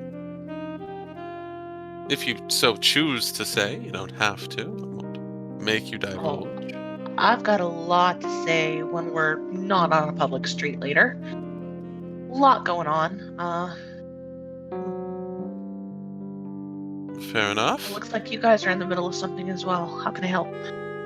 I believe it might be the Obscura, but I don't know if they would be operating this blatantly. I don't know who has all this equipment even to begin with. Did they Andrew, do you steal mind? it from the Riveteers? You mind sharing with the class? I don't know exactly what you're talking about. Huh? Just muttering. Cecilia, when did you get here? Oh my god. Oh my god. Just now. Your mind truly is befuddling. Cassandra has gone back to looking at the museum and did not even hear what you said. I think she's trying to puzzle this out, Starry. I'd like if she shared what she was working with us so we could help her. But she's not doing listening. the She's whole focused. She's found Yeah. something and she won't tell us What- because she's busy analyzing. What are you trying to insight, Cassandra? Quick question. Is the whole party here, or did they ever come back from the research they did? The whole party is outside of the museum at dusk. Okay, so I'm here. I was just checking. I wasn't sure. If you would like to join them, I assumed you were coming here at the dead of night. I mean, I am, but I didn't really get to decide what I was doing before then, so that's why I was asking. As you guys are here deciding this, Maribel comes upon you. Like, oh, there you are, Cecilia. I thought you wouldn't be back for a bit. Welcome back. The raccoons are also here. Oh, I'm so glad you guys are okay. She's gonna pat the raccoons. They can't do nothing to us. Glad to hear These it. guys are the best. They are. Best They just bodyguard. look like regular workers. If they I don't mean- look like regular Riveteers, then who are they? I mean, I have an idea of who they are, but I thought you guys were on the same track as I was. I mean, that doesn't What is even look happening? Cassandra's been muttering to herself for the last 5 minutes. I and mean, she you won't just stop have to kind writing of in her listen to notebook. what she's saying. It's kind of easy to tell what she's trying to puzzle out. What is she puzzling out? She's trying to figure out who the heck are actually here because it's not the Riveteers. She Which- didn't say that. She said she just mumbled it. She just mumbled it. What the heck are you talking about? Listen, Starry, listen. I can see why the Obscura That might be sounds setting right, up something guys. here, but maybe it She's could gonna be the use Maestros? telepathy on Cass, and she's gonna say, "I'm pretty sure it's the I keep losing that family's name. Help." Say it. Maestros. Maestros, thank you. I'm pretty sure it's the Maestros. Maestros. Because they're the ones that supposedly are holed up here, remember? That's what the Catman told us.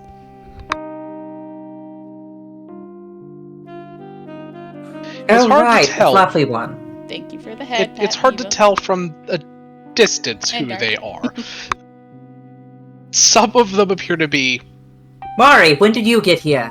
Just now. Oh my god. Anyways, It's even funnier the second time. it is. Anyways, it looks like apparently there's a gas leak, which I don't know if that's true or not. But Oh, it's total bullshit. fair enough. Then fair enough. Well, I'd say we could probably try sneaking in tomorrow. For the time being, sitting out like a bunch of ducks in a pond. Let's go back for now. Let's just like collect everything that we all know, so we can just put it all on the table. How about that? Cassandra Yes, begins have speed walking away. A lot to talk to you about. There Yeah. is a lovely cafe across the street that appears to be open relatively late that you could all get a coffee at and chit-chat there. Certainly could. Still not ideal, but Or you could go back to your, place. It's up to you. I would just say there's a place Yeah. nearby that you can chat in, so you don't have to trounce across the city back and forth. For sure. How about we all just,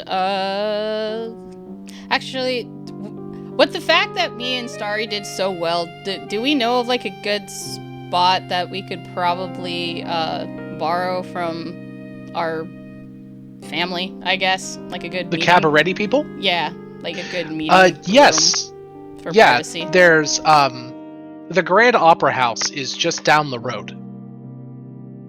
See? Perfect. Just like, let's go to the Grand Opera House. I'm sure there's a room that we could borrow. Come on. Yeah, All you the get costumes we could need. Oh, that's brilliant, Maribel.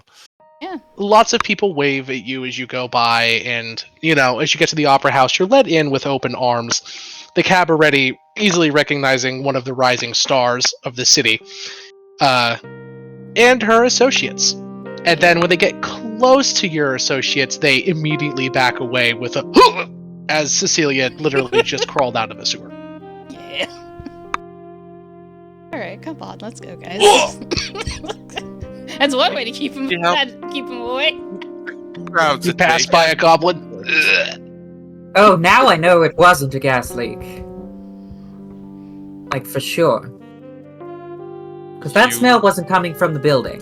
Are you kidding me?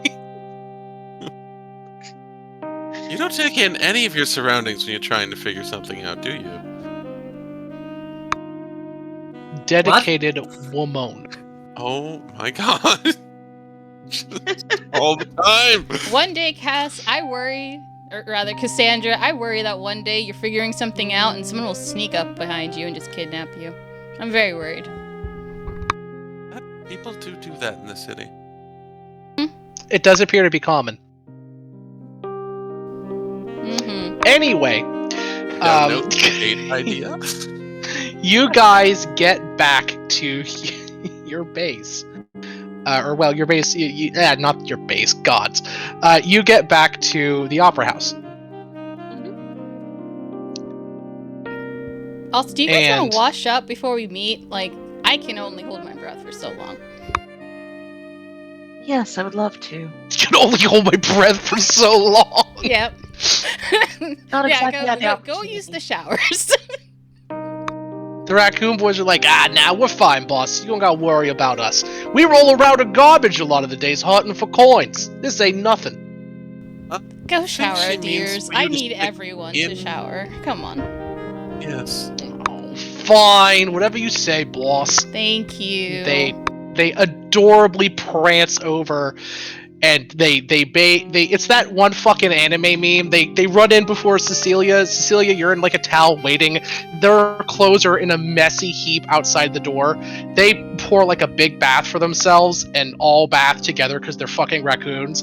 And then when you get out, they're leaving a trail of water behind them, and they're like, "It's all yours, big sister Cecilia." And you look at the bath water is like murky black or brown. Thanks.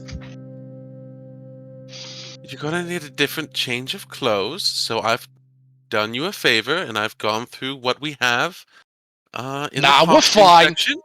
One of them picks up his like button-up shirt. I want to that say he that was while just they were wearing and showering, uses it I as a was towel. prestidigitating their freaking clothes. I was like, let's clean that.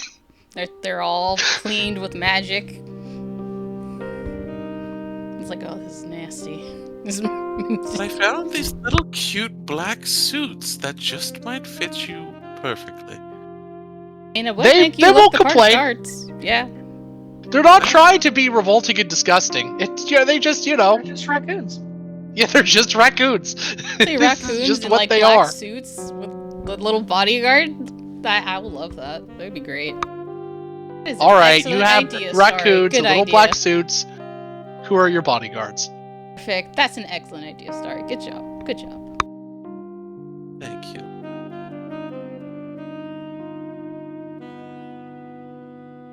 So your little bodyguard raccoons are vibing about. I gave them 5 gold each because of what they've been through. Thank you, guys. They happily accept the gold. Their tails wag. Why don't you guys have any weapons on you? That's unusual. Didn't you have like We do. They go through their stuff, like their bags that they had, and they each that get would have out been a Tommy taken away gun. by the guards in the tunnel? Oh No? yeah, I forgot about that. How many They don't raccoons have are their there again? weapons There's in gear. 7? There are 7 of them in total. Only 3 of Right. them went with Cecilia. Okay. I think we might need to get them some. Oh Yeah. no, we lost the holy bludgeoning stick. One of them says in horror. I'm sorry about your holy bludgeoning stick, guys. Maybe you can get literally another just one. It was literally just a 3x3 with a bunch of religious iconography stapled to it. Yeah. It's gonna take us forever to find another one of those coexist bumper stickers. Like actually. It's okay. We'll get you another one. I'm sure we can find a way to. Maybe I can bless a stick for you or something. You're the Crowbar. best, boss. Yeah, for bats or crowbars or something else. Bats. Bats it is. They're delicious. Probably just go pick up some smaller sized guns for them. I imagine they're not too expensive here. Guns are never cheap in general. No. No, they're not. I think it depends who you talk to. Where'd you guys get yours originally from? Oh, we killed some guy with them. Yeah, he was taking a whiz in the alleyway, and we just beat him with crowbars. That's one way to do it. Good choice. Very resourceful of you. Welcome back, Cecilia. Very. Hope you had a good shower. Yes. You excused these guys of just murder. And Yeah. This is like that one meme. Powder that makes you say yes. Yes. Yep. All right, Cecilia, lay it down on us. What the heck happened? Are any scrying, anything listening in here? Okay, I should probably double check. I will cast detect magic. I mean, you could just put the sign on the door.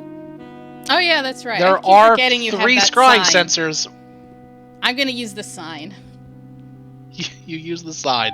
The scrying sensors all dissipate from the room with a satisfyingly audible popping noise, one apiece. Perfect. Thank you. I keep forgetting about that sign. The sign's so useful. Yes. All right, share with us what the heck's been going on. Well, I let out a breath. I am visibly shaking, and I just go into everything. My time limit, my offer for new phoresis, all the information that I have, how we have to deal with the kingpin, all of it. Oh damn. Cecilia lays it on thick. Mari's quiet for a second, and then she's like, "Ugh, man." So, it looks like a decent chunk of what we assumed is confirmed with that. We have less time. Good to know that we need to hurry. And, oh man. Okay. And that guy, you said that he was looking for an item. Do you think he's also looking for the freaking chalice then? I don't know why anyone else would be There's coming a down good for an chance. item. There's a very good chance. Ah, damn it. Everyone is after that chalice. At least there's a very good chance you'll deal with the demons that nearly got us. Chalice? Who Is there- uses a chalice anymore? I just drink my wine out of a rat skull. Don't worry about it, boys. It's something that they want. Okay, I find that if you use a skull, you really have to tilt it, unless it's a human skull. Yeah, oh, well, no, it's almost understand, Miss Starry. The rat skull is for, like, sips of wine if you're feeling fancy, or for a shot glass. It's too tiny. If you want to drink beer, then you need a human skull. You're far more refined than I gave you credit for. Good job. Thank In the you. middle of his explanations, Cassandra is just like going up to him and taking some measurements. Why? Oh god, Okay. you're gonna use the raccoons. Alright, so it sounds like we're going to need to potentially deal with the freaking Perry guy, but before I do, you said his name was Perry, right? Perry the Mhm. Yes, pulverizer? Perry the Pummeler. Pummeler? Alright, I need to cast sending real quick. Just gonna cast sending to the boss man of the family that she's in. Oh, the cabaret? Yeah. And she's gonna say, because I assume it's information he would like to know, so I don't think we'll get mad at her for it. But she's gonna cast sending. Update. Perry the Pulverizer is down in the sewers, potentially going after the chalice as well now. As the voice floods into your mind responding to you, it sounds like people moaning in waves of ecstasy and gluttony. It's almost like talking to Slanesh as his voice hums in your mind. She's like, oh, not again. He is a demon. I know, but she's like, oh, not again. As he says to you, Maribel, baby, I'm so glad you let me know. But yes, I am well aware of Perry heading down into the bottoms of the city. Who do you think hired him, doll? I knew that you guys were going to be busy going inside of that there, the museum. So I decided to be a bit proactive and get one of the best bruisers on the street to go down and clean up shop a bit. You know, to make way for the real heroes to come in and do the work later on. Don't you worry about Perry. He's just rolling out your red carpet before you gotta go and do your work. Can I insight that? Because I'm like, Sure. because she's like half in mind that it's like, is he just saying that to like assure her, or is he just saying that and Yes. Perry's actually just gonna get the chalice? Because she doesn't care either case, but she's just like, okay. He Sure, is, go ahead. We are tools. And that Whichever 20? one works. Cheese. It is as Starry just said, you are tools. You can tell that he almost certainly is using Perry as insurance or backup. He has no idea if you're going to actually do what he told you to do and get you the chalice, but he likely knows that Perry is just a mercenary and will. So, he's playing his card straight. He also doesn't know if Terry has what it takes to go there and actually do the job. So, he's sending in Perry to see if he can get it done, and if he can, great, he has the chalice. If Perry can't get it done and dies, he doesn't care about Perry's life either way, and oh well, Perry died, and then he can send you in. Got it. So either Perry He's will succeed or Perry will soften them up for us. Either case. Exactly. Okay. She's like, alright. She doesn't care, so she's like, okay, that's fine, I guess. She'll update the party with that, And- though. Yeah, and from what Cecilia told you, the two beautiful fencing women that were with him were likely some of Jetmir's private guards. These women, if they are the same people that Cecilia, if Cecilia's describing them correctly, they sound like the same women that were around him at the event. So, it's very likely that he's telling you the truth. Of course, he's not telling you why he did it, i.e., he doesn't trust you and he's hedging his bets, but, you know, it's likely that he did hire them, in fact. That's fair. But I hope her just telling him what's going on makes him trust her slightly more. Just because she keeps him updated. I mean, he's an ancient demon lord. You don't know if he actually possesses the capability to trust anyone. But if he does, it likely is helping your cause. Hey, I mean, it's just more of those things that it's a social game. That's all. Oh, yeah, absolutely. And you realize it as a social game. I mean, he's playing it. Exactly, they're both playing it. Yep, and And he it works. expects you to. Pretty much. Alrighty. So she will inform the party that apparently he hired Perry, so I guess that's fine. But we'll probably have to go down there afterwards. So it'll make things a lot easier when we go back down again.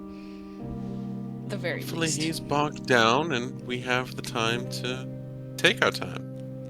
Indeed. If he's bogged down, that'll make it easier. We'll see how it goes, though.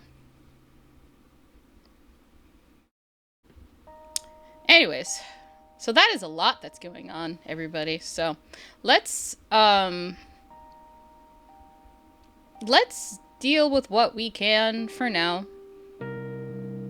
And then Cassandra, tomorrow we'll All right. go back down again. Now, why are you measuring Lonnie? okay, Lonnie, listen up. I want you to go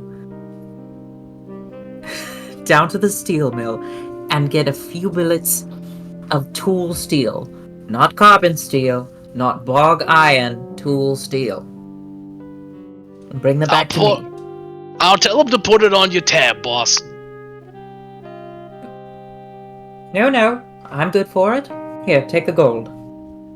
You give him... How much steel do you want him to buy?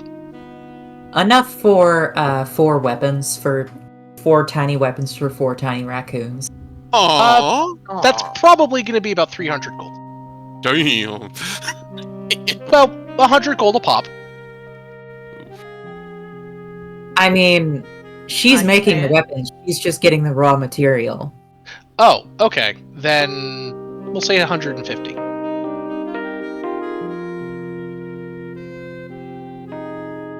Alright.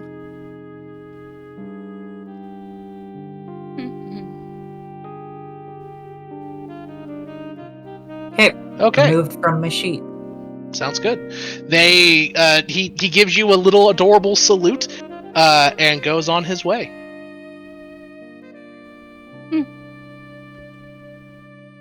Well, Interesting. It was working under us that they lost their tools. It's only fair. that's fair. That's fair. Oh, that's Nice what you're of you doing. to Okay.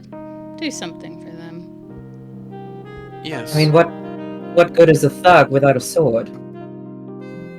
Or a bludgeon. I'm not too good with the bludgeons. Yes. Fair. Well, I Okay. I think we have 2 options here. We can either deal with the museum tomorrow, or we can deal with the sewers tomorrow. We should. I'm voting the sewer is- just because the museum's not going anywhere. Yeah, I don't think it's time sensitive, but the sewers.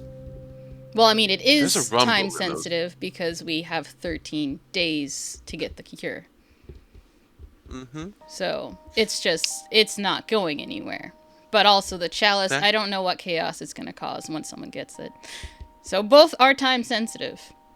So I mostly leave this choice to Technically. Cecilia, since she's the one that is the most in danger based off the time limit. Yeah, that sounds about right. Cecilia? Tend to agree with you. We'll deal with the sewers and the chalice. This is all pretty important. Okay. Then we will do All right. the sewers tomorrow. We'll deal with the museum when we get back. And tonight you're going to go talk to your buddy, Yes. your blood-drinking buddy. Yes. Blood drinking buddy.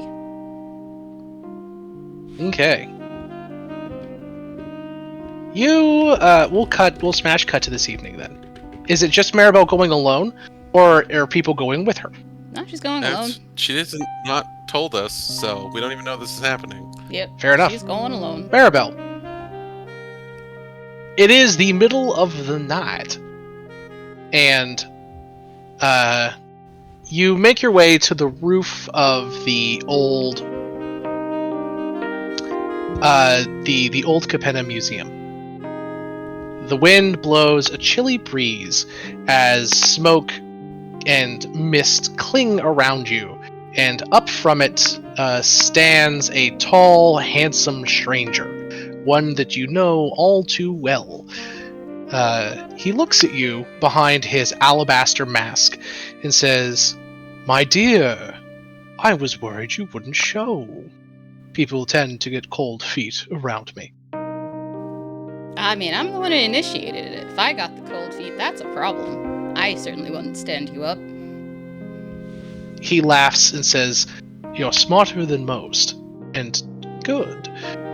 So, you're looking to investigate some item?" Yes. So, there is... I'm not even going to beat around the bush, because everyone's talking about it right now, because everyone's after it. A chalice that everyone is trying to get their hands on. I see. That's what you're sniffing around about. Mm-hmm. I take it to mean that you lot are likely responsible for all the chaos going down in the Undercity. Probably. Because a lot of stuff seems to be being done down there. It's not even our fault. It's just kind of there. The demons and all that. Oh, yeah. Yeah. There was a freaking crazy cultist woman who summoned a horde of demons down there. So we just kind of walked in and saw it. Not really our doing, but they were kind of doing that before we got there, as far as I could tell. Fair enough. Still, though, they likely did it in response to you, if I were to guess. Potentially. I'm not blaming you. Just a statement of fact. Oh, yeah. And what all do you know about this chalice? Well, definitely know that it had a really big part to play in the past. With, man, I really wish I could organize my notes properly. What is that vampire's name that died? Xander? Was it Xander? It might have been Xander. Yes. The previous leader of the Maestros? Yeah, that Xander knew, or he was kind of the only one that knew about it before he was killed by the current kingpin and everything. Oh, Or you was it? can't see his face because of his mask, Yeah. but his posture and tone show a combination of sadness and anger in him when you say that. That's fair. She will keep that in mind. And, well, currently everyone's after it. No one really knows what it does, because Xander's the only one who actually possibly knew. And the answer may or may not be in his notes. But everyone wants it, even though no one knows what it does. But whoever has it, likely the power balance of the city would change. Interesting. Unfortunately, I can't help you much. Xander was the oldest and wisest of us all. You're certainly correct that he likely knew something about it, and he's likely the only one in the city that knew anything about it at all. If anyone were to know it was him. That's fair. He looks in the middle distance as if contemplating. Then he looks at you and says, "And why do you want this chalice? Do you wish to tip the balance of power in the city? Wish to take over a family? Bring them to their knees? Delivering it to the angels, perhaps? Cleanse the city in righteous fire?" Just gonna think about it for a second. In all honesty, I don't really trust anyone with that kind of power. Honestly, it could be the same as it is because it'd be convenient, but at the same time, the city will just slowly bleed to death anyways because of the lack of Halo. So it's a slow, painful death on that end. If I gave it to the angels, True. they're just kind of doing their own thing, and I don't think how they're doing things should be acceptable, honestly. I don't consider myself a good person at this point, but even if I did, I wouldn't want to do so because I wouldn't trust them to actually do a good job with what they're doing now. And then when it comes to the current family members, they're just, I don't think they actually care all that much, despite the fact they talk big about it all the time. So,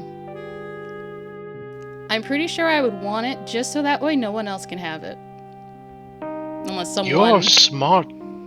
Yeah, unless someone proves that they can actually be useful, but I'd rather just no one have it. He looks at you for a long while, and a smile creeps across his face.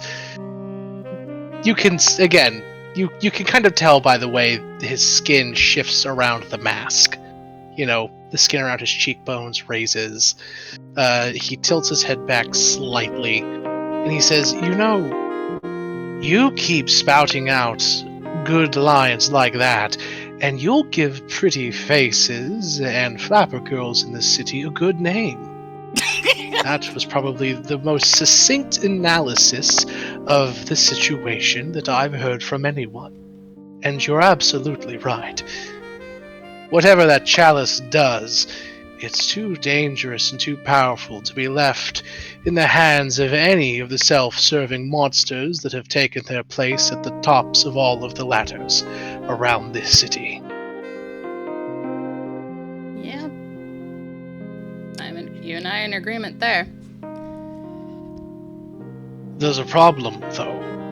I'm under strict orders, and it's taking all of the willpower that my little black heart has to not knock you out and drag you back to my master, to be interrogated and likely brutally killed. Fair. And I should. But I don't think I will. No, I think, and I might be the crazy one here saying this, but I think that you could be just what this city needs. She'll raise her And brow he at stops that one. for a minute. Well, how should I put it? You're an objective agent. You hold no loyalty to any of the family, and the parasites that have gotten their talons into them. You're not under the sway of the Kingpin.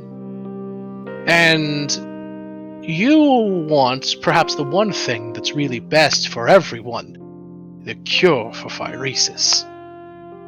It's the only true threat here.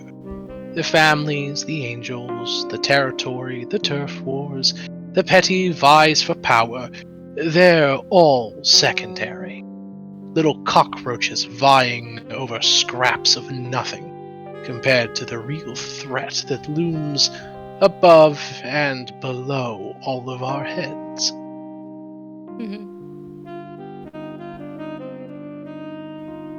That is true. And you're right, that chalice won't just tip the balance of power. It will change everything. It's the key to everything. I don't know what it does. Xander never told me. And I was one of his first sons. One of the first people in New Capena to be turned into the Maestros. I was his left hand, his blade in the dark, and his star artist, debuted on every canvas across the city. And I was a fool. I thought us doomed, and underestimated my fellow New Capenans. I sided with those things when they came, and I have regretted it ever since. My scars won't heal, and I will bear them now with pride, as a warning to all those else that would folly in my mistakes. So I say this, and give this to you. Keep this city safe from itself. It will devour itself like a serpent at its own tail. None of the leaders of the families can be trusted with that chalice. Nor can the angels. Nor can it be destroyed. At least by no means that I'm aware of. Maybe Xander knew more than any of us gave him credit for. And maybe you can find out what that was. And he hands you something. She will accept it. It's a small ivory fang set into the middle of a bronze card. You'll need this when you and your friends sneak into the museum. Thank you. Just gonna look at it curiously. It was Xander's. It will get you into the places you will need to go to learn what you need to find. Now, I can do little more for you, and the longer I stay here and talk, the more likely it is we're to be discovered, and the higher chances will be that I will need to kill you, to save myself and to follow the orders of my master, who I must unquestioningly follow. Understandable. Well, if you gotta go, then you gotta go. But there's one thing I do want to let you know that Cecilia actually told us about earlier today that may or may not be useful to you and your family.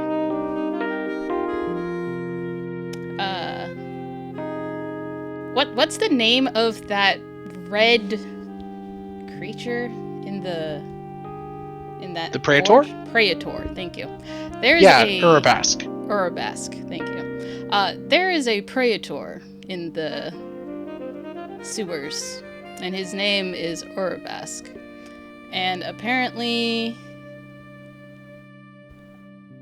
he's been calling to people who have had the infection, the Phyrexian infection going on. I don't know. I'm aware. That's fair. I wasn't sure if that's something that interests you guys or not, but it seems, at least from what I understand, since I didn't get it on a first-hand account, that maybe that's something that may help you guys out. I don't know if it will, but... He thinks about it and says, I'm aware of Urabrask's presence. I have felt his call. I suspect it is a trap. I sent a few of my agents to go and see what they could find. None of them came back alive. Furthermore, I was told by my master not to inquire about it. He knows about Urabrask as well, obviously, and I think he's letting well enough alone. Urabrask's presence and the emanations felt from him are likely useful in some way. How or why, I don't know. But I know that I am forbidden from doing anything to harm, influence, or otherwise impede that monster. That's fair. But, luckily, you are not inquiring. I'm just telling. I just thought you would want to know that he has been calling to those there. And anyone that did get killed is likely because, what's the name of that dragon lady? Zyotara. That is likely because Zyotara is getting them killed, because he is trapped in her forge and having him build something for her. And that is why she's collecting Phyrexian metals. I don't know what it is that she's trying to build, but he's kind of trapped there. building her something. Interesting. Now that is new news. So I He thought thinks you should about it know. long and hard. He says Zyotara is a greedy thing. First, foremost, and nearly exclusively. Whatever she's constructing down there in her little forge is almost certainly entirely for her own gain. And whatever it is, it must be very important for her to risk sheltering that monster. If anyone else in the city found out about this, there would be war. In Zyotara, and very likely all of the Riveteers with her, well, their lives would all be forfeit. Potentially so. No, not potentially so. Assuredly so. This city, and all those in it, myself included, hate Phyrexians more than anything else in the universe, in the multiverse. The only unifying force that there is our hatred of Phyrexians and our love of Halo. If anyone found out what Zyotara was doing, she and the Riveteers would be no more. Fair. She will keep that in mind. He's like, alright. I think that's everything I can think of that you may or may not want to know. So, I hope you may find it helpful in some way. He nods, and he goes to step off the roof and fly away. And he turns to you and he takes off his mask. He has a beautiful tan face with elegant features, thin eyebrows, and a handsome goatee. He looks at you and says with a very, very toothy smile, Miss Maribel, I caught your performance at the Monteleone. You are perhaps the best singer this city has ever seen, and if I were a betting man, perhaps even the best it will ever see. Now, I say this with all sincerity. It is something I have told a very, very select few. But I truly hope, the bottom of my heart, that I never have to come to kill you. Let us hope, indeed. I'd really hate to do Yes. anything like that to you as well. Such is the curse of our business. Such is the curse of being members of such demanding families. Go in peace, daughter of the sea. I hope to see you again under favorable circumstances. You as well. And with that, he leaps from the roof, and a cloud of smoke erupts from beneath him, and he is gone. I know I've been playing this music on loop the whole time because it's been so smooth and not obtrusive, but it really fit this conversation It really well. did. I was like noting that during the roleplay. I was like, damn. Music's perfect right now. But yeah. just Romance! Exactly. At least I was picking up It was on a some cold romantic night. tension between Maribel and So was I. It the- was great. I was like, the vampire yeah, boy. Yeah, this is what we like. Anyways. Yeah. Get it, girl. Yeah. Get it. And then Freedom. when he flies off, she will dimension door away. She's like, alright, I'm out of here. Yep. Get Jesus. Get Jesus, Buddha. Have you ever seen that skit from the Eric Andre show? I love it. At the end of an episode, chaos just erupts on screen, and a guy dressed up as Buddha and a guy dressed up as Jesus come out and start getting into a fist fight. Eric hops on his table and is like, get him! Get Jesus, Buddha! Get him! Get Buddha, Jesus! Oh my god.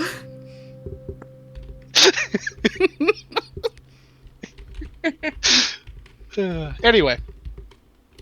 So, now that the romantic subplots have all been filed away neatly in their drawers, party, you, it's the following day, you all have a long rest for those of you that needed it. Yeah, needed that. Yeah. Yep, needed that. I was low on spell slots. Got sending so Oh, many yeah. times today. Well, you know what that means, folks. 17 temp HP and 1 point of heroic inspiration, which does not stack. Let's go. Indeedly doodly.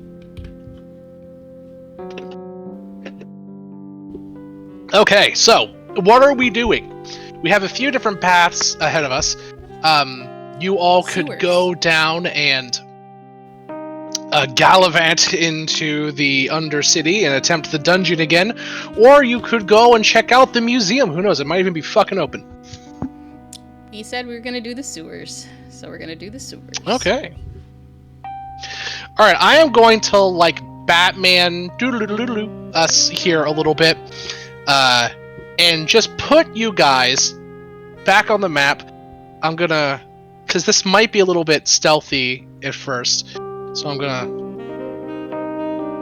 switch this out.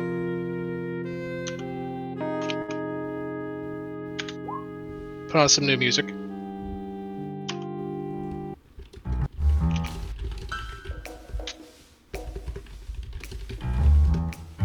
Temple OS. Oh my god! Wait, you watch not Solar Sands, Down the Rabbit Hole too? Oh, are we taking our poor kidnapped man? I'm gonna look at Mr. Cow. Oh, fucking the bull guy? Yeah, I'm gonna look at Mr. Cow. Mr. Cow, do you want to come down here, or do you want to be up here and be free? He looks at you and shakes his head, and then points at the sewer grate and shakes his head. He doesn't want to go back. Okay, Mr. Cowman. She's gonna gently pat his back, and then she's gonna look at the raccoons. Raccoons, escort him back and just protect the poor baby, okay? Just he here. She's gonna like write a note and give it to them. I've been walking around you guys. They know you guys are with me, but for just in case, just give them that note. Just tells them that he's mine. He's just mine. That And is no how one that mess with works. him. And no one should mess with him. Or I will. Yeah, I got definitely an hurt easy someone. answer for this. Mr. Cowman. Moo. Do you want to be a member of the Trash Bandits? Moo. That's what I thought. Come on, big guy. We'll keep him safe until you get back. Thank you. Protect the baby. Moo. I pat the cow. Yeah, One what do you say? second. Cassandra, Nani? did you- Oh, you did. Naughty. How's that machete? He's like, it's very sharp, boss. Thank you kindly. Ronnie, how are those brass knuckles? Skull crack-a-lackin'. And Bonnie? other one, the ball peen. The what? The ball peen hammer. Oh. Good for setting nails and, Crushing you know, I really tails. thought I had something with that one. Setting and, nails and crushing tails. I feel like that rhymes. There you go, what she said.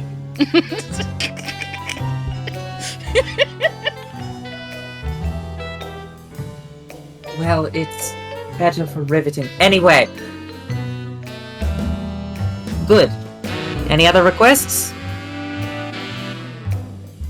Don't die out there. We like you guys. For sure. We like you too. Stay safe up here, You okay? too. Right. Oh, yeah, and feel free to get food that you guys need. Because, you know, you work If for you're me not now, so you're... maxing out the room service, Yeah, we're gonna be disappointed. yeah. You know what? Fuck it, we're going with you. You can't, because you have to But stay you with have to Mr. watch the Cow. cowman. Mr. Cow. Yeah, I know, Mr. Cow, come watch too. Fuck, he's 3 times the size of any of us. Yeah, he needs to... He's traumatized. He can't come down. No, Mr. Cow ain't gonna come down in there with us. He's gonna stay in the Chaldea in our safe house that we're going to relocate above the main sewer grate heading down there. If you guys get into some shit and need to run back and you'll have Oh. a safe place to Oh. hide and rest. That reminds me. I totally did it last night. I just forgot to say it.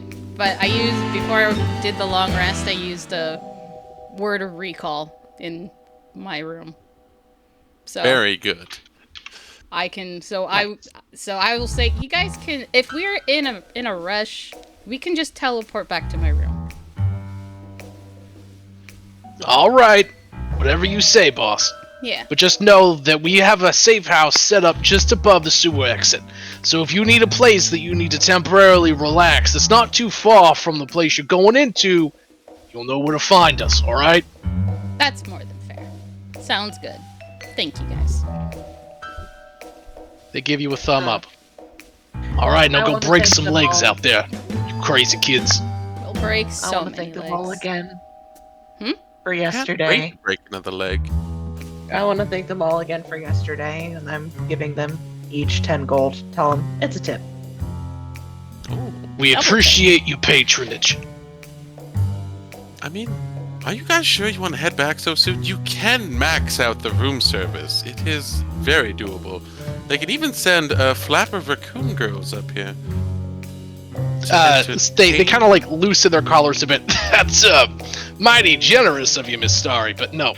No, we've been away from the other boys for too long, and a bunch of them were messed up from the last excursion from the demons. We want to get back to the base and check on them to make sure they're all right. Yeah. Alright. Alright. Looks Be like good friends. everyone's set. Let us all go. He nods. Hey, before you go, you're some of the best pals we've ever had. No matter what happens, know that you always have a home with the masked bandits. I Thank feel you. like always they should have go one on our of us. ship. I think we should tell them to go on our ship. No. No, we're not. Unless Wanna they take really them. want to leave this city, which I don't think they do. So, yeah. Come on. Talk to you later. Ciao. Ciao. You take care, and you be on your best behavior. She pats the cowman.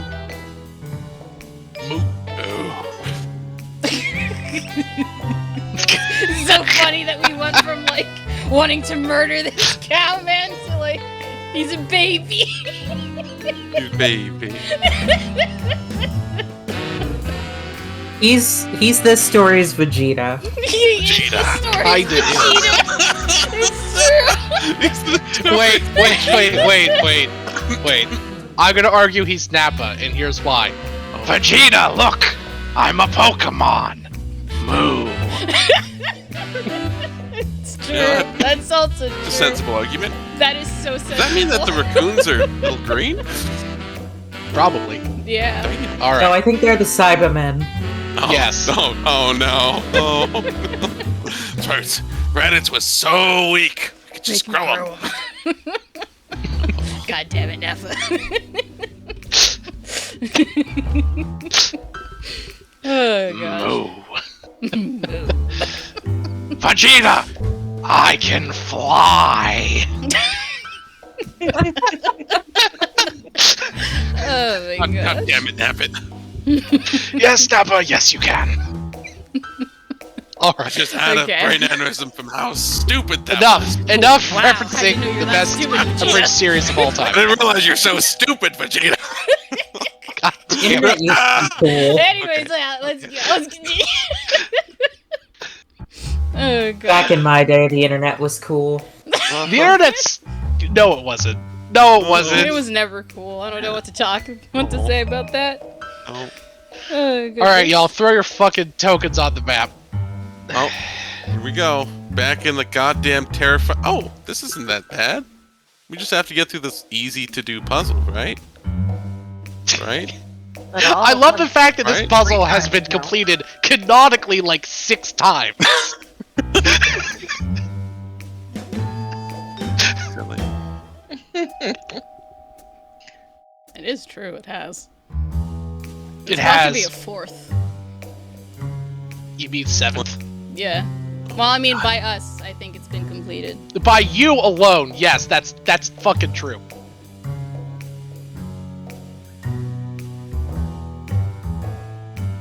Oh yeah, that's right. You have your crazy hand and eyeball buddies with us. I do. Damn. And I've just memorized this freaking puzzle at this point, so. Yeah, because you've done it once. No, I think you've actually done it. Yeah, no, Done it twice. You were outside the first time, but like you've solved it like once. I've solved it once. Who else solved it once? Cassandra solved it once.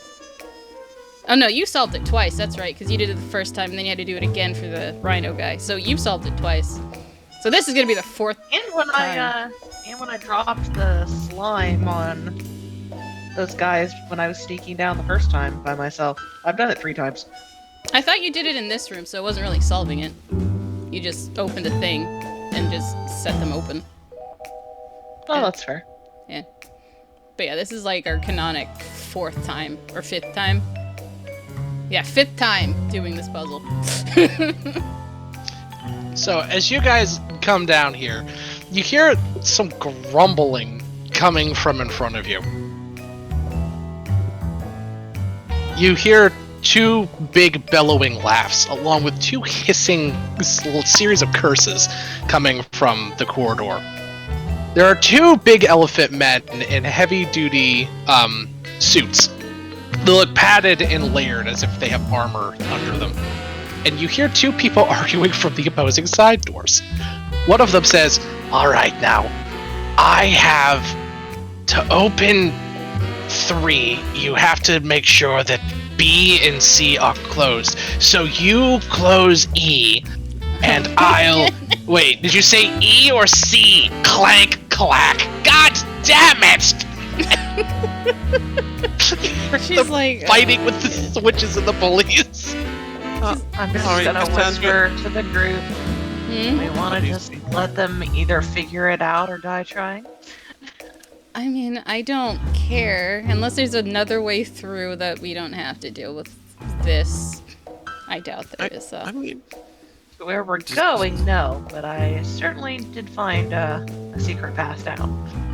Oh? oh, You technically could go down and backtrack and get your way into the village that way. Yeah, you can That go would down circumvent this this. ventilation shaft here and backtrack. but how would the giant hand and eyeball get to the vents? I think They would not be have able to fit. Squeeze, isn't it? It would be squeezing it rules. That's... Yes, that's true. They could. Because they're just large. Yeah. They would basically move at turbo difficult terrain. It's 1/4 speed. Yeah. Oh my god. I mean, we'd be slow, but we could. Or we could just get through them and get them out of our way. You guys just want us to Okay. try lifting the grate? Oh, sure. If Wingus and Dingus think they can lift the grate together, by all means, try. Alright, now. A is free to move. So, wait, I don't have A. No, I have A. Oh my goodness. Wait, then what do I have? You have 1. But that says L. That's a Just- 1, you idiot. Oh my goodness. Do we... I guess we have to wait for them. I don't know. Okay. Come on, guys. Let's let them... Oh, did they actually lift the grate? lift? 3, 2... I'm just gonna watch, One. see how amusing that is. It goes up about halfway. Get something to prop it! I'll use my hammer. He nudges a hammer under it halfway, and it does lodge there, shockingly. Oh, Jesus. Wait, I mean, oh, sweet angels above. She's gonna, like, watch I that think- hammer and be like, how long until that breaks? You see it. And it's like, it's gonna break. It's gonna what? It snaps and falls, and the portcullis lands on one of their feet. Ooh. Oof. He doesn't pass out, but he does scream. Oh my He goodness. says, "Great, now I have a hernia and a broken foot." And he hobbles back over here. Poor babies. Alright, well... I mean, I don't really want to go through the freaking thing, because it'll take a bit for my angels to get through, so... I guess I can talk to them, and if they're hostile, we'll just kill them. It's so simple. Mark Bell. Why? Listen, it's only if they're hostile. She wants to talk otherwise. That's fine. I'm just still for some reason getting used to neutral evil Maribel. Yeah. Nice. Neutral evil Starry is Maribel. helping you. She's like, excuse me. Just gonna, walk through. 1 second, y'all. They turn around. Who are you? Do you One guys of them says, need nursing his poor foot. Do you guys need help with the great thing? Missy, I appreciate your effort, but I don't think you're strong. Do you see us? We could lift the goddamn thing. If you want to try, go ahead. I'm not talking about lifting. I'm talking about this puzzle thing. No! You mean the thing that those two are doing? Yeah, we've done it at least twice now. 3 times? Oh. 4. Enough times. Sure. Yeah. Sure, go ahead. We could definitely use the hand. Thank you. Hey, do you got like a rag or something I can borrow? The other one says. Do you need something that needs cleaning? Kinda. He's holding up his foot, and there is a golf ball-sized hole in it from where the portcullis grate fork hit, and he's looking to stuff a rag in it. Oh my goodness. Okay. It's bleeding like a lot. Yeah. Actually, I'll do you one better. Here, she'll give him her bath water. He goes. This will Oh. fix that up right away. Just use that right now. He pops open the cap and says, Oh, no hair. Oh well. and he just dumps the water on his foot, and it heals it up, and it stops the bleeding. He's like, Wow! Lady, I don't know what you are, but your bathwater's something else.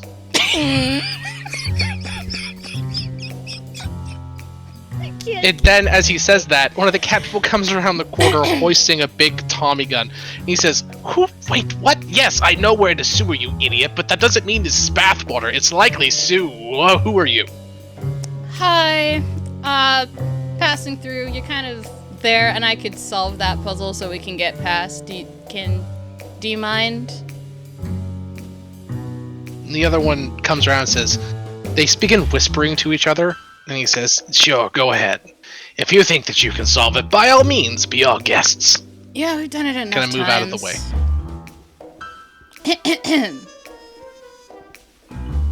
She'll just be in this one. And she'll tell the other one what to do, so they can just solve that. By the real way, quick. these are what the cat guys look like.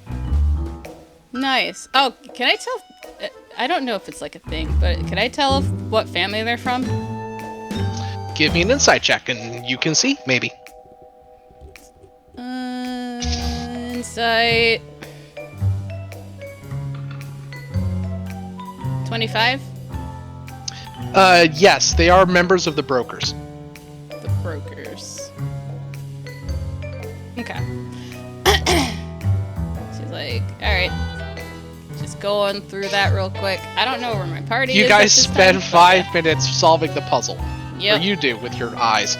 The door opens up, and as it opens, the cat guys come around the corner, and as you kind of walk out in here with your angels.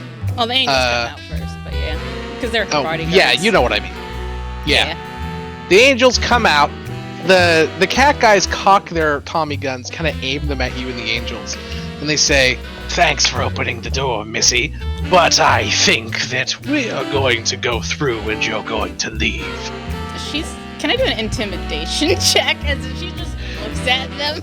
And then it's There's no need. Mm-hmm. As you're about to say something back, a big hand wraps around the cat guy's head and the other one and clangs them together. And the rhino guy who you healed knocks him out. Oh, nice. He's like, oh, I didn't have to say anything. Thank you. I appreciate that. The rhino guy said, yeah, damn shame about that. A trap or something like that, and the mechanisms must have knocked these idiots out when they were fiddling with the controls. Yeah, definitely. How unfortunate for them. Also, if you need any more, she'll give him 2 more bath waters in case you need another one at any point. He quaffs one of them and says, "I'll keep this one for my shelf at home." And he looks at you and says, "Thanks again, Miss Maribel. Caught your concert. You're just as nice in person as you are on stage." And he literally, with one hand, scoops up the 2 cat guys and throws them over his shoulder. Well, I'm glad you guys enjoyed the performance. There'll be more in the future, I hope. No, I'm sure of it. You be safe down there. I'm not gonna go fight fucking demons for low pay and have to kill my favorite pop star. Yeah, that would suck. Take care! And they leave. Oh, goodness. She's like, oh, man. You didn't that was have to funny. heal him, but you did. Yeah, she's like, dude, let me fix that problem. As they're walking away, the rest of the party just kind of hears one of them say to the other, You know they're gonna tell the boss what you did when they wake up, right? he goes, "Nah, they won't." Then you hear this sickening crack come from down the hall. Oh! The dead tell no secrets. Oh, goodness. Mari, she's just like... Congratulations, Maribel is a bad guy sometimes, and when she encounters other bad guys, they treat her like good guys treat the rest of you. Yep. That's hilarious. Yeah, Mari's Yeah, just I don't like, think they'll tell anybody. Nope. Oh, goodness. I was like, alright, guys, we can continue onwards. And you all just see that happen.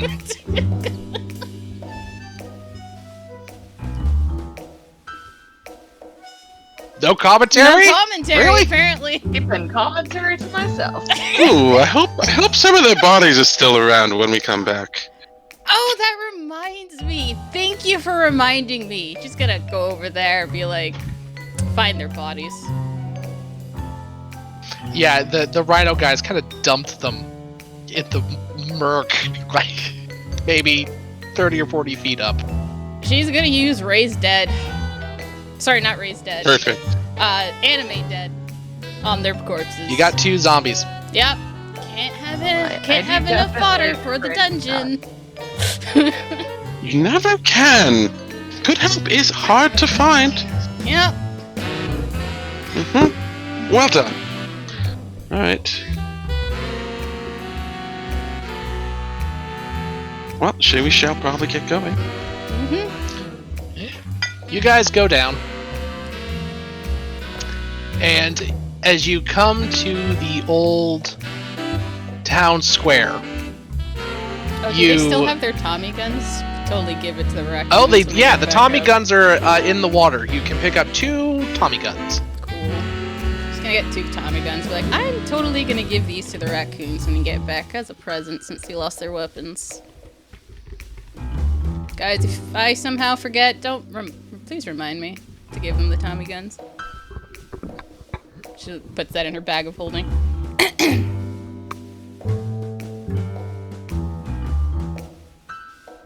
Thank you. Yep. Okay. I'll remind you. Throw y'all's tokens on the board.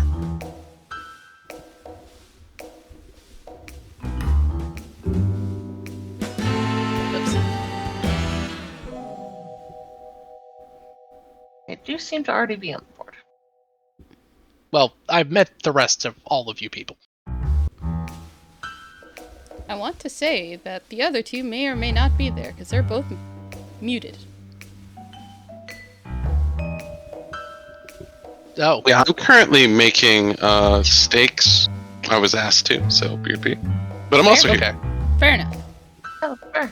Well, how about this? How about we take a 15-20 minute break? We can all go and grab food in our respective houses, take a restroom break, get something to eat, drink, etc. We'll be back in 20, and then we'll see where this kicks off. But I've liked this session so far. This has been some great roleplay, guys. Yeah, for sure. All right, short break, everybody. Yep. Oh, Viva. Solid music, I swear. Enjoying it. It's pretty spot on. All right. I think so. Yo. All right. Just gonna put us and be right back, guys. We will return once we can. All right. Thank you, everyone. Thank you.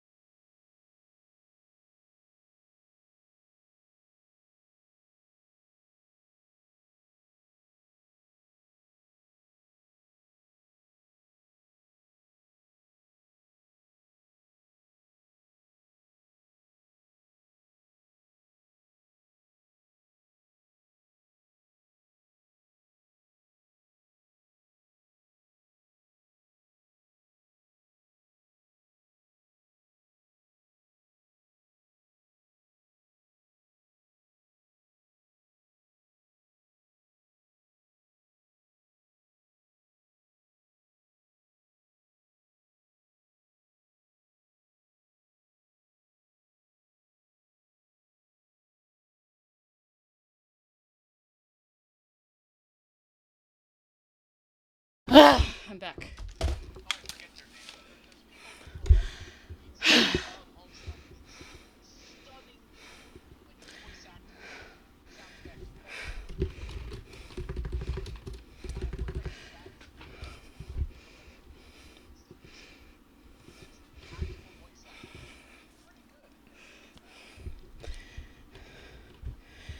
Thank you.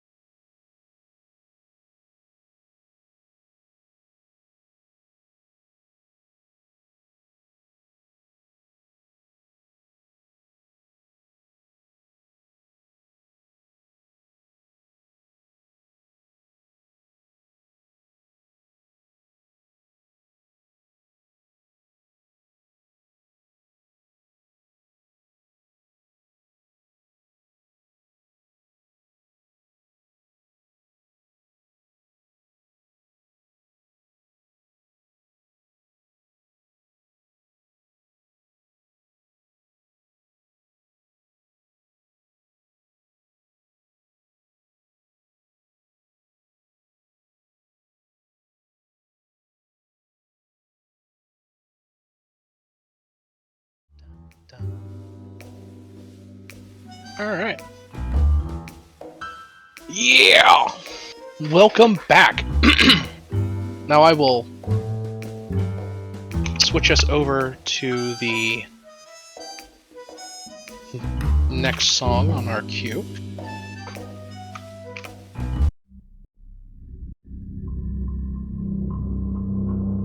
As you enter the depths of old Capena, the scent of blood and sulfur clings to the air.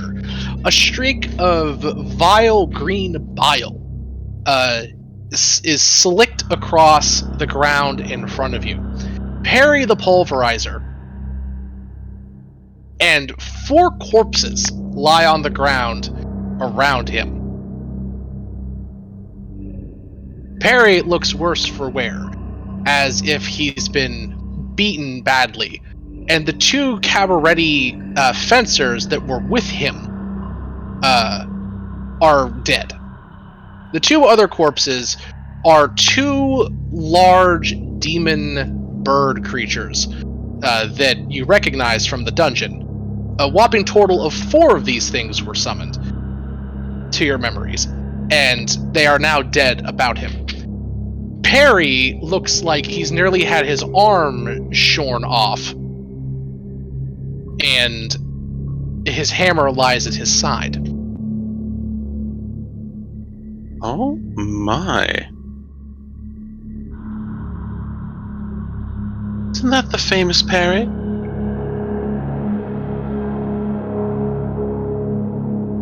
He be?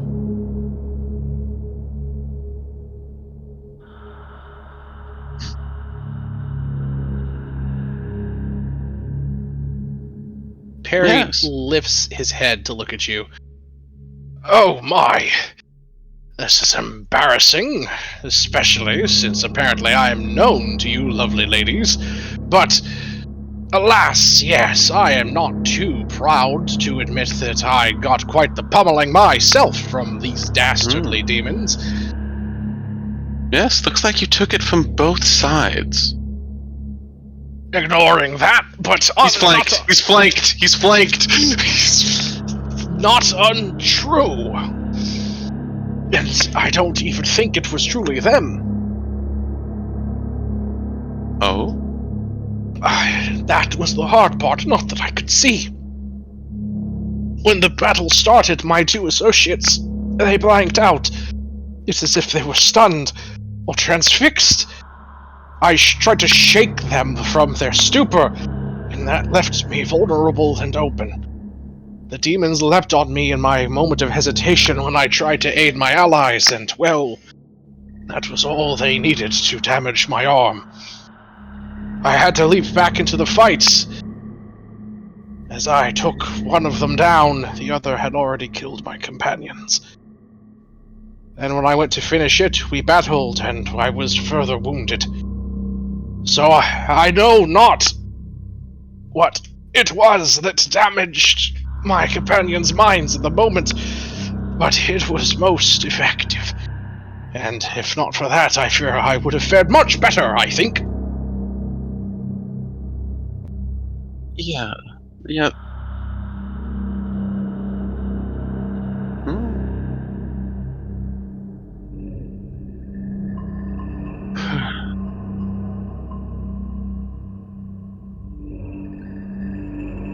We camped up in the upper reaches, a little bit below here in the tunnels.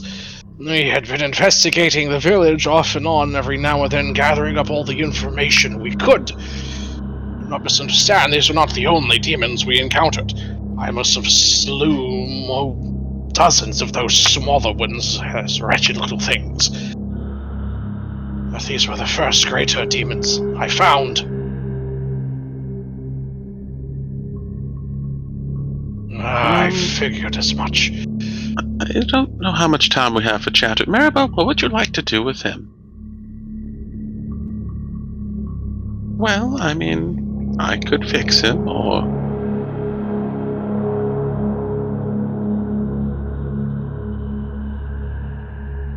Alright. So, shall I? I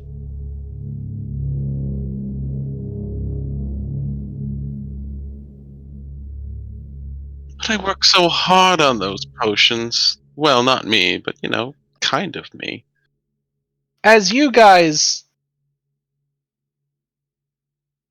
To sell them for an exorbitant amount of money. say that, you hear a hiss come from the shadows just beyond your line of sight. Don't forget, vision here is more obscure than usual. The ground is filled with a thick layer of misty fog that seems to cling to everything like moisture upon morning grass, and the ceiling as well, 100 feet up or so, has a layer of smoke from something burning in the distance that constantly obscures the top 10 or 20 feet up there. A hissing sound comes from the shadows, and you hear soft footfalls combined with a click, clack, click, clack of boots as three creatures walk out of the darkness. A dragonborn woman with greenish flames and smoke twirling about her person, and two fiery looking hounds. She looks up at you and says, "I would prefer you not heal up, good Mr. Pummeler, if it's all the same. He's been causing quite a bit of trouble for us, and I would like to take him back to Mistress Ziotora so she can get answers from him." Answers for... Why he's here. What his purpose for attacking our men was. Are you saying your men are demons? She's gonna motion towards the demons. Because I think you're the one who should give answers if that's the case. It's as you yourself said, girl. Perry's been here for over a day, and he's been loitering inside of the tunnels far above well before that. He's killed several members of the Riveteers. Isn't that right, Mr. Pummeler? He looks at you and then looks at the dragonborn woman and rubs and says, "I don't know what you're talking about. Don't be absurd." Uh-huh. Well. Awkward, considering. Also, does she react at all to seeing Cecilia? She doesn't care. She sees Cecilia, kind of tilts her head to the side, and seems to have bigger fish to fry at the moment. I was just curious if Does she watch who reckon- escaped. It's very likely that the Riveteers were already alerted to Cecilia's escape. And if getting her back is a major priority, Agnes here isn't showing it. That's fair. That's fair. Well, she's gonna say, I don't think it really matters so much why he's down here, personally. But, whether or not he gets taken in for questioning, I believe that would be a problem, considering, allegiances and all that. Mm-hmm. You're aligned with Mr. Pummeler here. I mean, obviously. Come now. How strongly do your allegiances to this creature, this mercenary, go? Last time I checked, you're Cabaretti, yes. But Perry isn't. He's a mercenary, a hired thug, a fool and a hammer, no less. I mean, we are partial to rhinoceros. Or rhinoceri? Yes. Something elegant about the way he carries himself. Be a shame if we lost him. It's hard to find shame such a heavy gentleman. Mhm. What's that? It's hard to find such a heavy gentleman. Yes. A shame indeed, says a haughty voice from over the wind and smoke. The door over here opens up, and you can see a tunnel that was inside of this gardener shack that no one ever bothered to go into. Like so. That is already open. That goes down below. Stepping out of the shack in the tunnel is a is a woman in fine clothing and attire, a floating quill next to her with two of those brokers' assassins that you guys ran into earlier. Oh, nice. She says, "Well, now, I see we have a party here.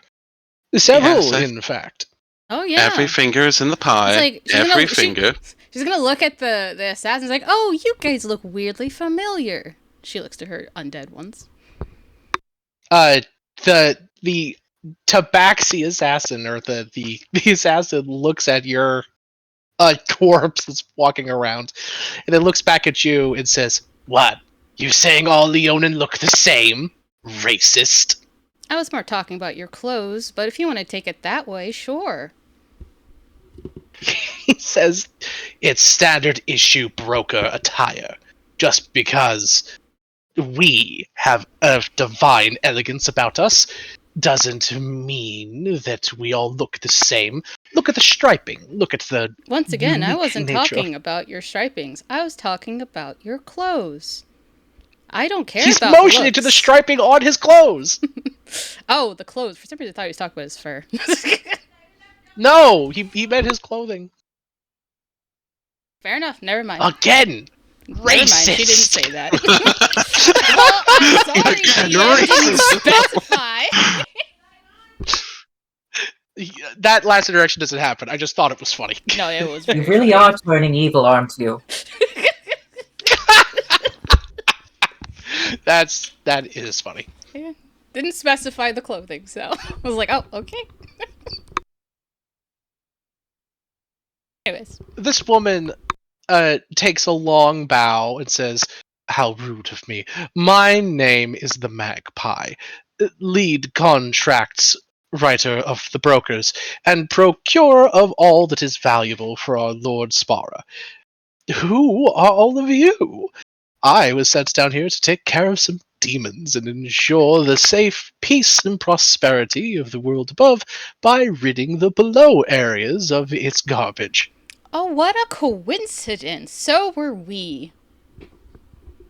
What about you? She looks towards the Dragonborn. What are you doing down here?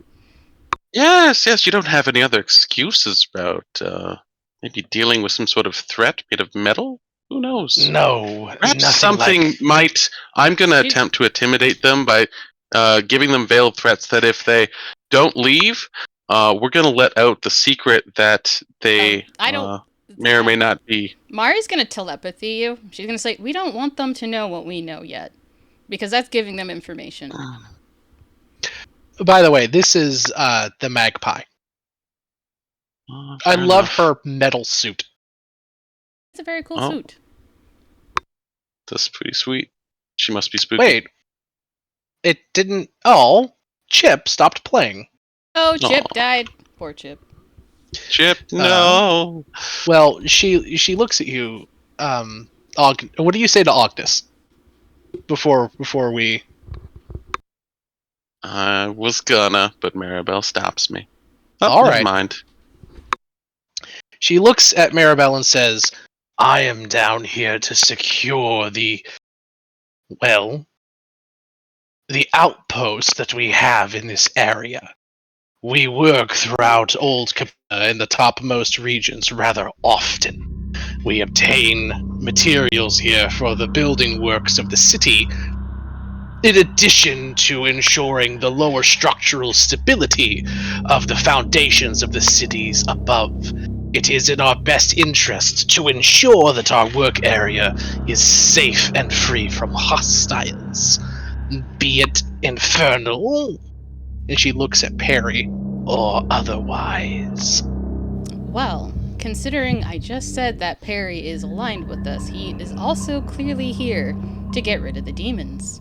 So I think that answers your question, and thus you don't need to take him in. Unless there's something else you're after that you're not mentioning. What if we are? What business is that of yours? This is Riveteer territory. You all are trespassing on the most basic, fundamental level.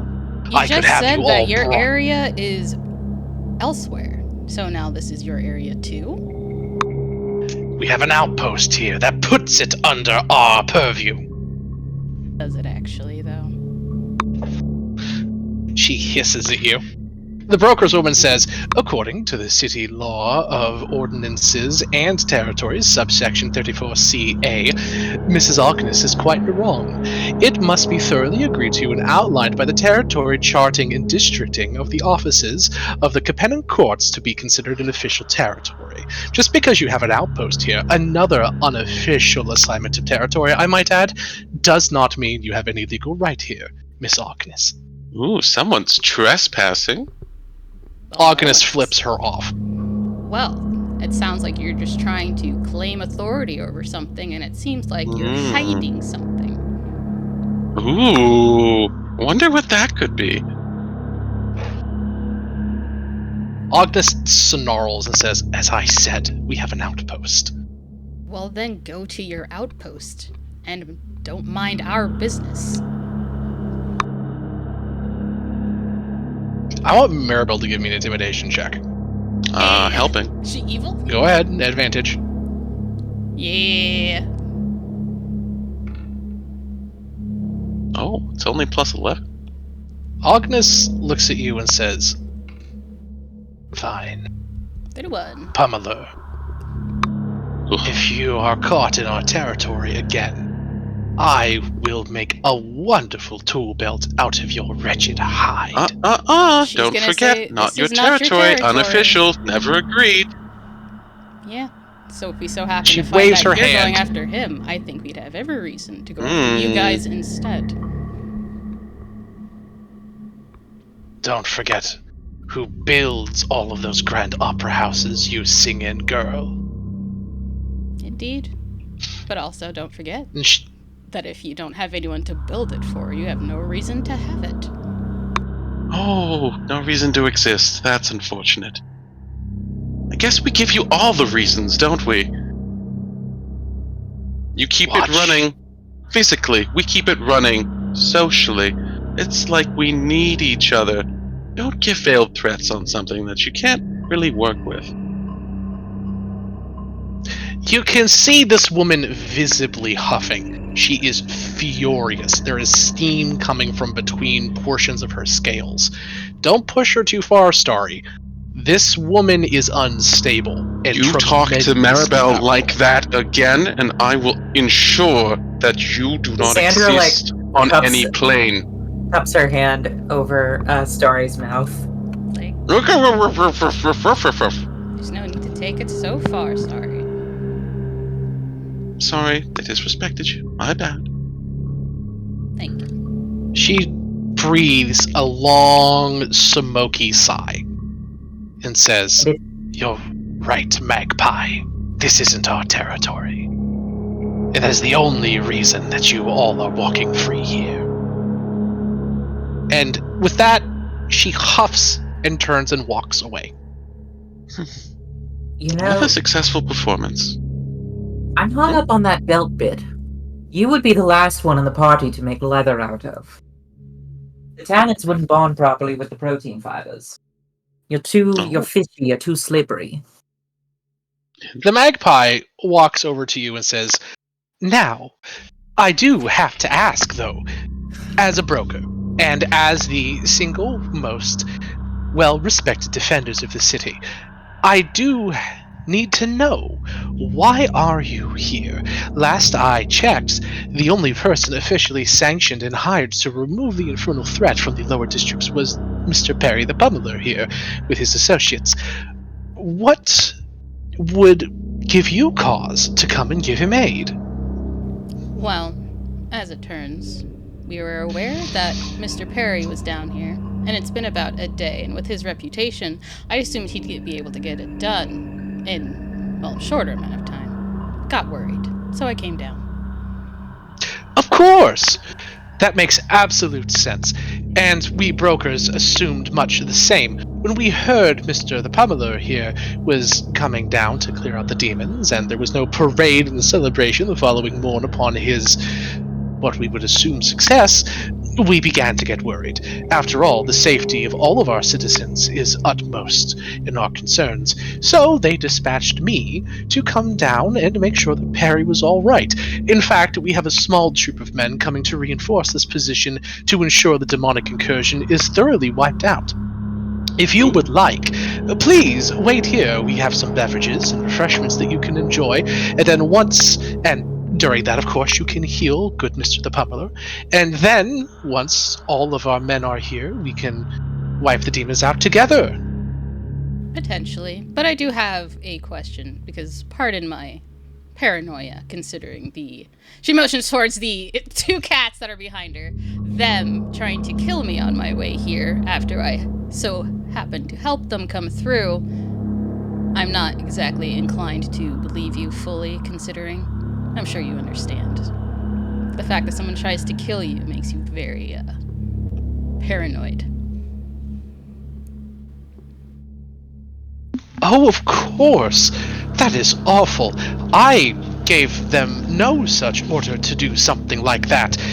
And to be honest with you, miss, I don't know properly who you are outside of your stage performances, of course. Very big fan, by the way. If they took any untoward action against you and your associates, I can assure you it was on a personal level and nothing to do with myself and my family. I certainly would hope not. Although I suppose I should probably kill one of these and just directly ask their corpse. I do have that power. She considers that. What did you say, Mari? I'm sorry, I couldn't hear you for a second. She says, though then again, I suppose I could just kill one of these zombies and then directly ask their corpse. They would tell me the truth at that point. She shrugs her shoulders. By all means, go ahead. Although that does seem a bit, pardon the pun, ghoulish of you. It would, of course, be a waste of good soldiers. It is. But she motions towards the other dead people. There's plenty of options, considering. Meat No is argument about that. never in shortage. Yeah. But for now, I'll see what Perry wants to do here. Perry? Perry looks up at you. His skin is getting paler. He doesn't look good. You look super bad, Perry. Let me help you. She's gonna walk over there. And assuming they don't, she's just gonna walk around them, but yeah. And she's gonna give him some potions. Like this. They don't impede you. Like, these will help you a lot. And she's gonna give him some of the bathwater potions. You give him some of your bathwater, which he seems revolted by the concept of at first.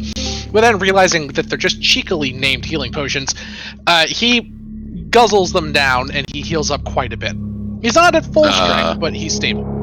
They are There's greater. a little tiny information on the potion. It's made with 1% actual bathwater. Oh my goodness.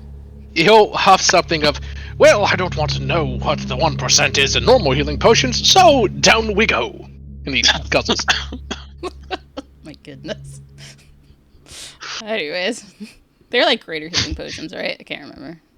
Yeah, Yeah, the they're 4d4 plus 4. Yeah. She's like, Yeah. how are you feeling, Perry? As chipper as... I don't know. Something clever. Need a moment to rest? Chipper. Yes, I do. Yeah. And he just kind of slumps back against the gazebo and immediately falls asleep. Aww. That's fair. He needs a break.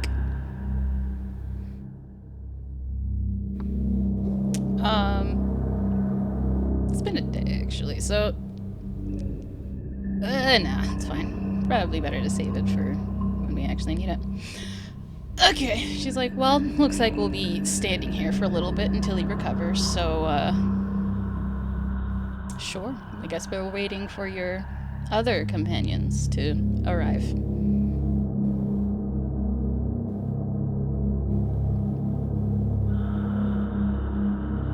She says to the lady. The magpie nods.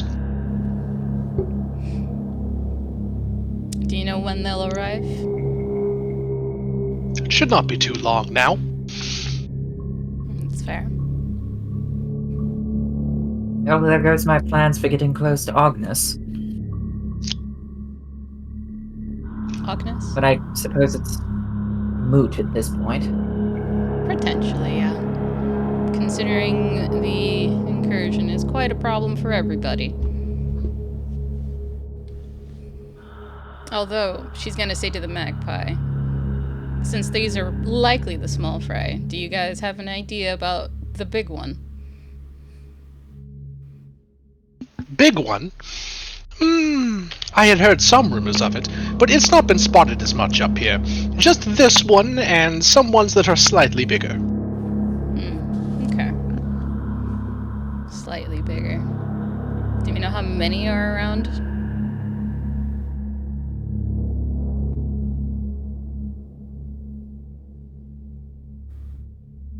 Sorry, bumped the button on my mic. You're good. She shakes her head. Gotta. Well, hopefully, with Perry, when he's all healed up, our group, and those that are coming with you, we should all be able to get rid of whatever is here.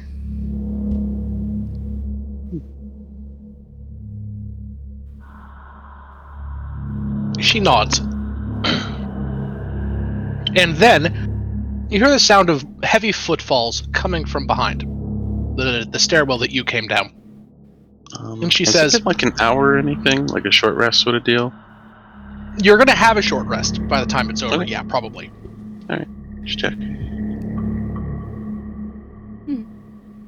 Everybody short rests. If they want. Yeah, if they want. Perry gets up, and he looks much better.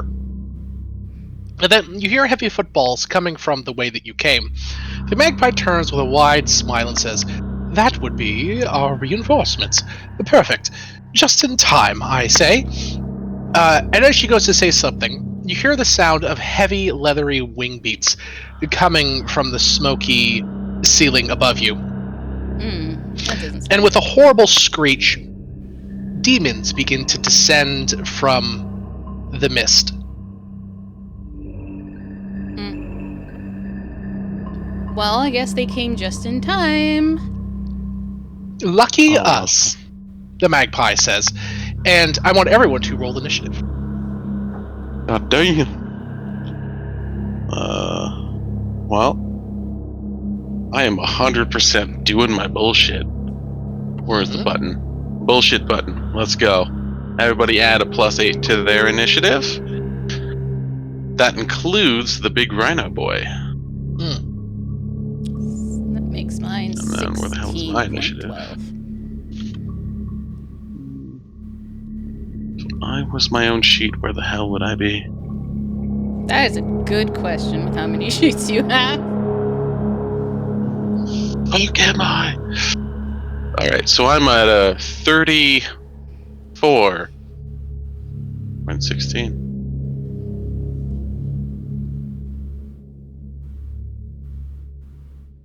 Okay. So the big guy is a +10. So that means the demons are at 30.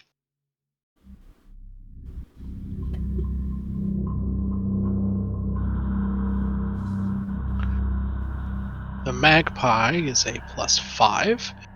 That puts her at 22. Perry, slow and tired, is at a 8. +8. Oh, did he roll a 0? Wait. Oh, +8? No, he got a 16. He's at 16 then. Oh, hell yeah. Okay, and I think that's everybody. Yep, I'll just be swapping the standard with Maribel. I believe I'm a 28 on the initiative. And then Savvy, you got +8, so that's 15. And then 28 you said for. Okay. Alrighty, Mari, you go first. The demons roar out of the darkness. Classic hag magic. Very classic. She is going to obviously do her thing, and she will use her first level or 5th level spell, and she will do greater invisibility. So she will be boop, invisible, so she doesn't get focused on by anything ranged. And then she is going to, let's see, she will quicken cast Mind Sliver, and she's going to do it on this one because it looks tougher.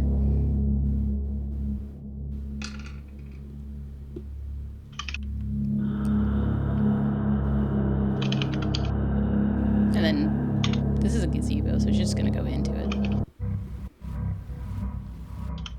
Gazebo. Or I guess this side of it. Probably safer there. You run into the gazebo. Mind Sliver. Yep. It's got to make a DC 23 int save. I think that's a fail. Let me double check to make sure. Damn. Because he's he's smarter than he looks. That is a fail. Cool. So he rolls a d4 and subtracts it from everything he does? Just from saves. Just from saves. And then that'll be her turn. Then that'll be the angel's turn after that. Hand Angel will move forward. Eye Angel will be back. And this will be the Hand Angel attack. Multi-attack. They can do this twice. No, 3 times. Why does he have advantage? That's not advantage. You can just ignore that. It's just left there. Just take the first numbers. 30, 21, Okay. 25, and 20, or whatever. Sounds good. So hit. Those all hit. Damn. Why does he have 4 attacks? It's That's 3. insane. You can ignore that. It's 3 attacks. Okay. Ignore me. 25 and 25. That's 50. And then it will be the Oh, eye Another angel. 25. Wow, he rolled the same, the exact, all 3 times. Jesus. So actually, wait, no, that's 22, 25, 47, plus another 25. That's 60, 72. The demon is still up and not bloodied. I'm gonna make this smaller. 1, 2, 3. There we go.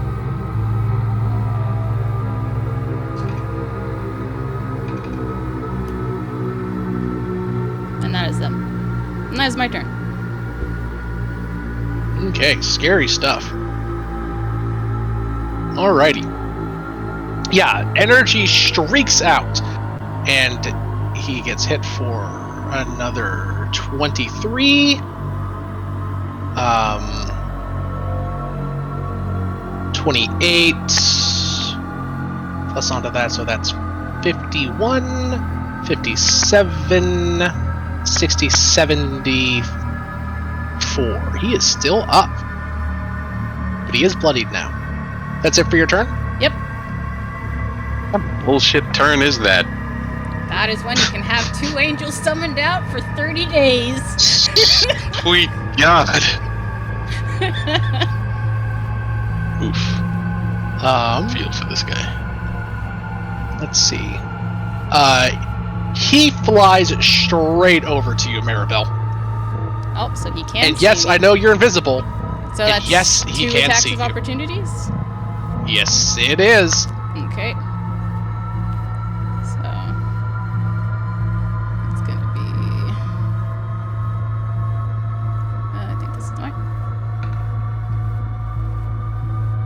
Hit. And hit.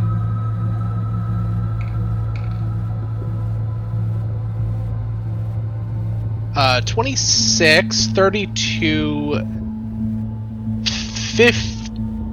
Oh, wait, no, 49. He is still up. There you go. He is going to make 2 pincer attacks against you, Maribel. Okay. What's your AC? My AC is 17. He hits you. Yep. You take, oh my god, 25 damage from the first one. Okay. The second one is advantage, because you're grappled. You said your AC was what? 17. 17. The second one does miss. Yay! And then he turns and uses his spellcasting ability, and yes, the 2025 one makes 2 attacks and then casts a spell. It's fucking ridiculous. And casts a spell targeting your eye guy. Okay.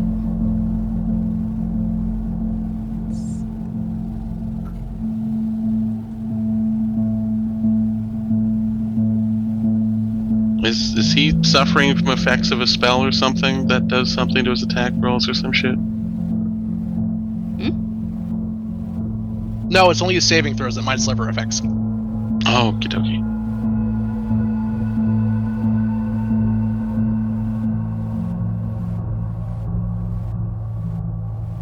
Are you countering him, Mari?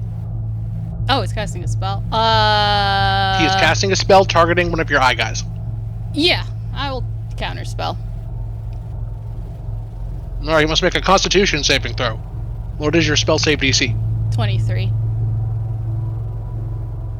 Terrifying. Yuck. What the hell? He passes. Damn. Wow. Jeez. The eye guy disappears.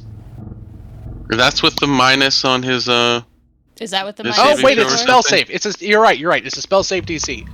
It's a D4, right? Yeah. He does pass. Damn. wow. He is big and thick and meaty.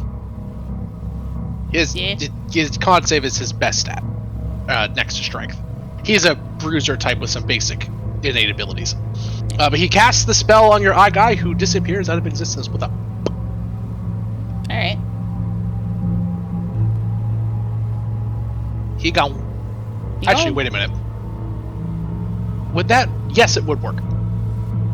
Is it a save to do the banishment, or is this something else? No, he's not casting Banish, he's casting Dispel Magic. Dispelling the planar binding that is on it. Which would mean that the Does spell that work? would end, wouldn't it? Does... I don't know. That's Don't how you have that to would roll have to for it work. in the new thing? I Huh? think it's a roll, isn't it? I'm pretty sure in the new, I don't have... Ooh, that might be a good point. I need to pull up Dispel Because planar Magic binding on is the above new- baseline Dispel Magic. Yes, you're right. DC plus the spell's level. Planar binding is level 5, right? Yeah. So that's a DC 15. Well, no, planar If he succeeds binding- this- Yeah, it is level 5. Right? Yes. Where's my sheet? Spellcasting ability. Yes, okay. Planar. So his spellcasting ability Yeah, it's is difficult. his int, which has a plus that. So it's a DC 415. He fails! The spell fizzles. Yay! Hell yeah. Alright, it's these guys' turn. This one's going to come down here and attack one of these bodyguards. And you will be... actually... Interesting. This creature is actually going to land right here. And it's going to let out a wretched, stunning scream. Everyone within 20 feet of the creature must make a Constitution saving throw, please. Doesn't hit Mari. And I'm just gonna do this so I can show. Yeah, it's everybody except this guy. So Magpie, she fails. Hell yeah. Cat guy fails. Starry fails. He's within 20 feet. No, this guy is, but this guy is not. He's outside of the range. Oh, I thought you said 20 feet because he was within range. Oh wow, the circle doesn't hit him, but it should. Yeah, I'll roll for him too. He passes anyway. Perry. Fucking hell. Is this the frightened condition or anything like that? Charmed No. or frightened? Nope. Okay, so counter charm does nothing here. Okay, good to know. If you're saving throw against effect that applies charmed or frightened, no, it does not. Okay. Each creature that failed takes 9 thunder damage and is stunned until the end of the rock's next turn. So that's the cat guy, the magpie. Perry actually passed. He has a +10 to his con save, just like the big demon. So he actually passed it. Starry is stunned. And Cecilia and Cass passed. Zombies, please. Zombos. What's the DC? It's a con save. I don't think they can pass as zombies. Nope. I think that's like a 10. They take 9, and they are stunned. Boom. Can undead be stunned? I didn't know that. I didn't think about that. It's this But I one's think- turn. It's going to go down and... How much damage? 9. 9. Thank you.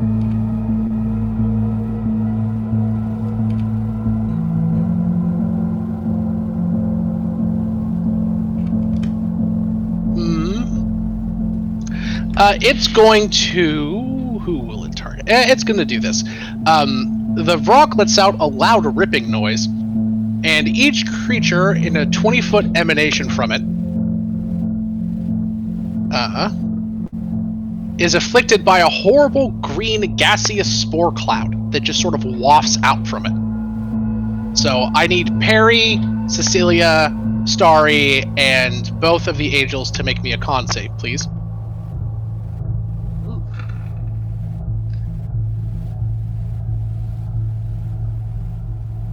The zombies are unaffected because it's a disease, poison thing. Let's see. But everyone fails. Perry passes. Everybody who failed is completely save or suck. Automatically gets the poisoned condition. This poison condition is a bit weird. You repeat the save at the end of each of your turns, ending the effect on a success. While poisoned, you take 1d10 poison damage at the start of your turn. So you have the poison condition, which means you have disadvantage on attacks and ability checks, and you take 1d10 at the start of each of your turns. And I'm going to apply this little heart icon to everyone that has it. And Cass, I need a con save from you, please. Oh, yeah. Sorry, I didn't think you said. My bad. You good. You pass. Hell yeah. Cass is not Always affected win. by the poison fart cloud. Very good. How did the squishy wizard just Sometimes you pass roll a nat 20. both constitutions? Sometimes you roll a nat 20. Yeah, it happens. The other squishy, still basically wizard, failed it. So I mean, it evens out. It does. Why did it give you 2? That's so weird. Anyway, so that's it for the demon's turn. They come in and do their demon-y things. It is your turn, Cass. There are baddies all around. All right. Okay.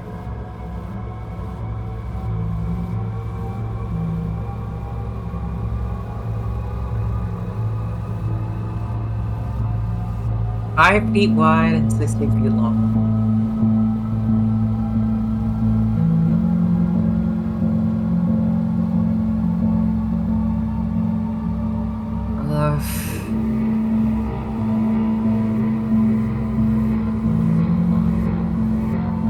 I think for now I'm gonna throw up mage armor on myself.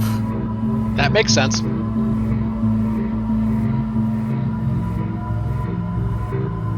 Okay, so and for the time being, my AC is gonna be 17, Okay. Nice.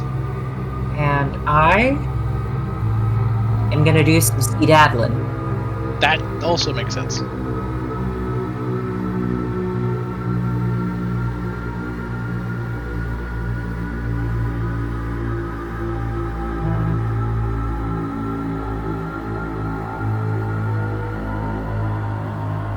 So those birds just go on the demon thing's turn, I take Yes. I'm not rolling that many initiatives. They just go with after the demon. All right. Cassandra's going to just hastily do a quick mummy wrap of herself in arcane sigil tape and hop over that bird corpse and just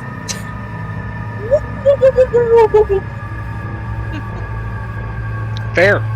The magpie and her compatriots are stunned, except for this guy. He's going to go over here, stand in front of the magpie, and use his action to take a weird, unique ability that these guys have called Protection. Basically, he targets the magpie, and until the start of his next turn, if anything makes an attack against her while they're within 5 feet, they have disadvantage. Nice. Very nice. Starry, it's your turn. You're not stunned, but you are poisoned at the start of your turn. You automatically she's take... stunned. You're stunned? From what? Yeah, I failed the saving throw. Oh, you're Over stunned. 14. That's unfortunate. Yeah. You take 9 poison damage, and you are stunned. Parry's Sorry, up. it takes a moment to she's in a daze and hopes that gets the chance to tell Cassandra what she feels in her confusion. That's her turn.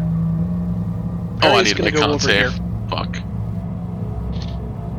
Yes, make the con save to get rid quick. of that poison. Passed! Poison is gone. Perfect. Perry is going to make 3 big attacks against this guy. All 3 of them hit. And he says, "What ho, lads! Let the pummeling commence!" As he affixes his monocle. pummeler. Puts on Huh? Perry the pummeler. He deals. That's. I don't understand why we're I don't understand either. He deals 56 damage to this thing by slamming it 3 times with his gigantic fucking hammer. Nice. Damn. However, the hammer doesn't appear to be enchanted, so it's a normal weapon, which means it doesn't do much damage to the demon. When you say much, do you mean none? Probably. No, they don't have immunity to this damage. Actually, wait, no, they removed the resistance to non-magical items, so this just bashes the shit out of this demon. Oh, wow. That's hilarious. Hilarious. Perry is like, "What ho? I am strong enough to beat past infernal magic." Too right. Just bam! Into the ground the bird goes. Cecilia, you are poisoned. At the start of your turn, you take 7 damage. Owie. You are not stunned, though. What do? I'm gonna get angry and do some bashing. This girl was made for bashing. That's just what she'll do. That's what? 14, 33, 40? No, 23 and 30. I can do math. Yeah, that demon bird is looking none too pleased. That is my turn. Mari, it is your turn. You are currently in the grips of a demon. What do you do? I will subtly polymorph myself into a T-Rex. Classic Mari, turning herself into a T-Rex. Rather, I say she'll quicken that, actually, rather than subtle. Maribel expands. She does expand. Bloop, bloop, bloop, bloop, bloop. I need a... Life finds a way. It does What's find that? a way. Fine. And then she's going to bite the hell out of this demon for manhandling her. Bite the hell out of this demon for manhandling you. Does 17 hit? No, Unfortunate. Damn. that is. Would you like to tail whip this demon for manhandling you? That... I'm assuming it's going to be a tail whip, but still. Yeah, it's a tail. We'll just grab the tail real quick, and then we'll just take the... Just roll it twice. There you go. Pretty good. It looks nearly dead. And then it's the angel's turn. They have a disadvantage, but they can still move, so they will fly. Unfortunately. Unfortunately. Fair enough. Disadvantage, and then attack. The angel does take 3 damage at the start of its turn. He will take 3. The first one will hit and kill it. Perfect. It had 3 health left. I looked at its attack stat. It physically can't not kill it, even if it rolls a 1. Fair enough. Damn. The demon dies. Then I'll just move Yay. As it does so, it violently explodes. I would like you and both of the angels to give me a dexterity saving throw. 3 Whoa. dexes.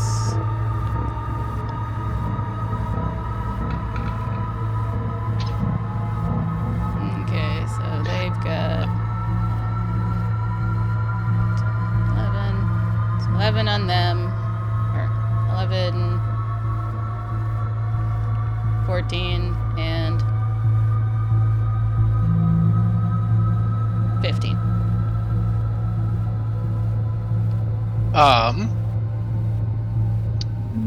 You said it was, what was the first one? 11, 13, and 15. Okay.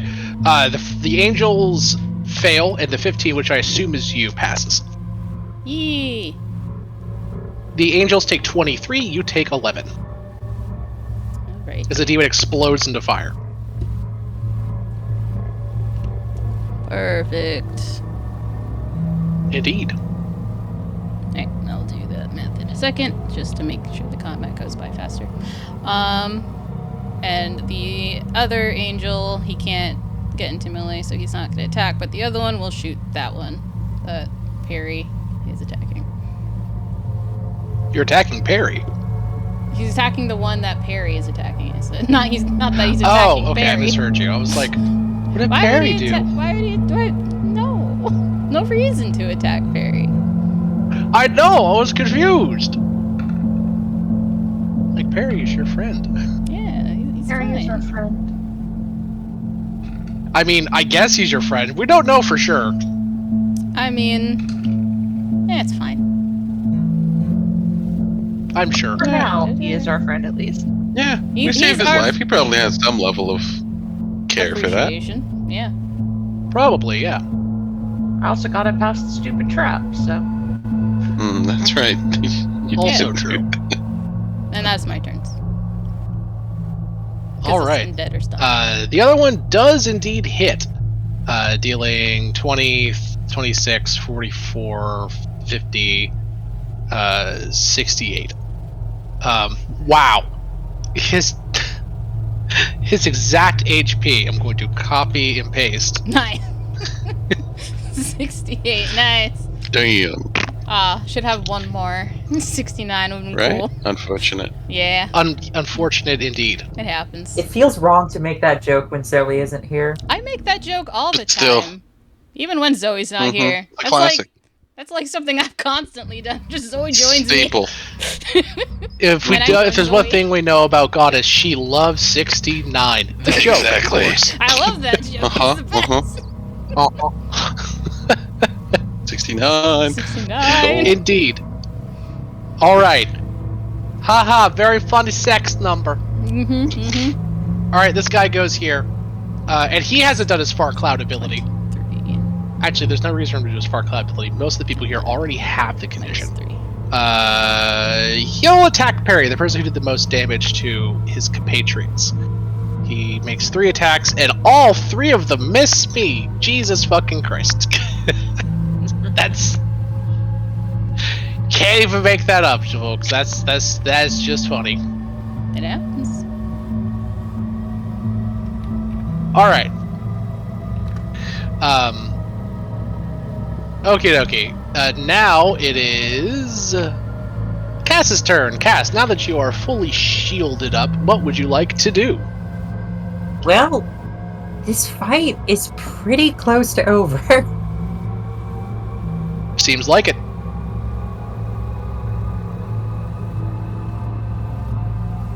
How healthy is that rock looking? I don't think it's been hit The yet. rock? It has not.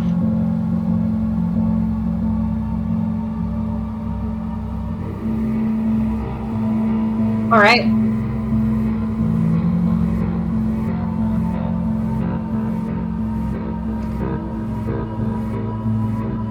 Okay. The And- good old-fashioned magical missile. Mm-hmm.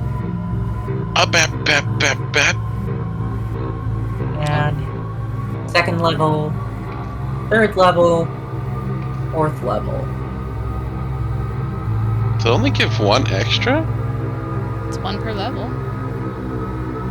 Oh, I thought it gave like Yep. 2 or something. Nope, it's 1 per level. Ah, what the hell?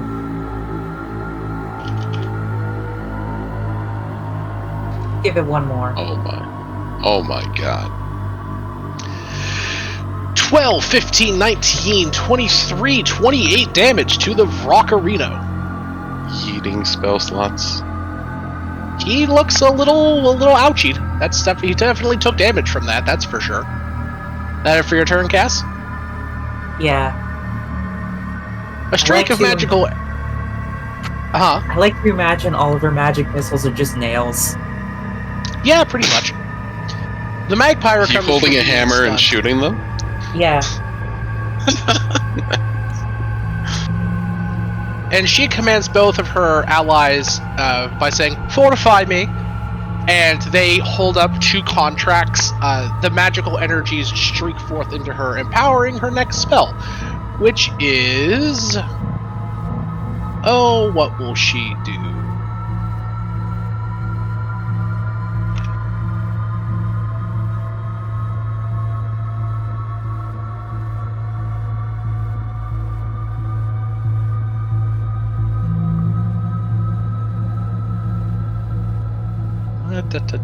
I shouldn't have given her a full spell list. Should or should not. I should not have. Fair. Actually, no. She won't do that. She will... Cast fireball on the party. No. She takes out 3 daggers and throws 3 daggers, because she's actually like a spellblade kind of person, at the rock. Ooh. Nice. The second and third one hit. And the spell daggers are empowered, which means they deal an additional 1d8 damage each, or 2d8 damage each. And that's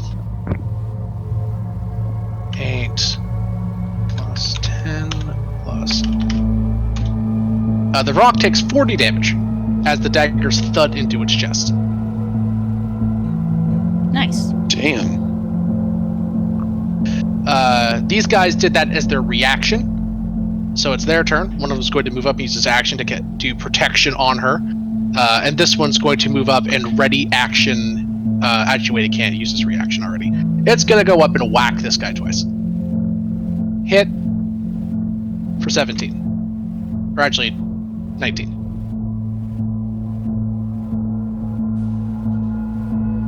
At the end of her turn, their backup arrives.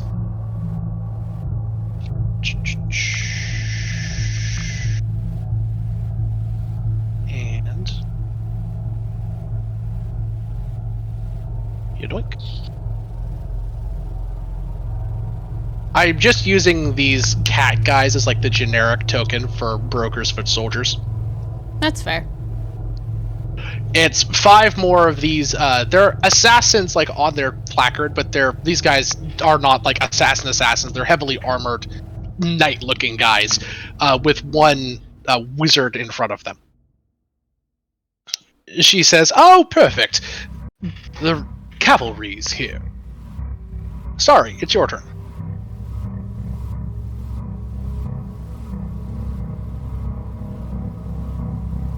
There's just this one guy left? Seems like it. Damn.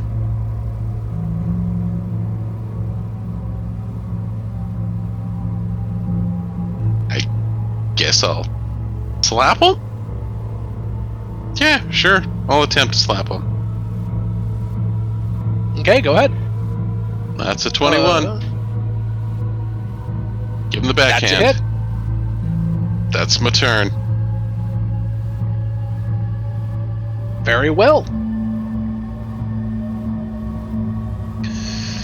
It's Perry's turn. Perry's going to walk over here and prompt an awoo. That misses. He then roars and charges. Hits. 4. And where is your stat block, Mr. Pummeler? 4.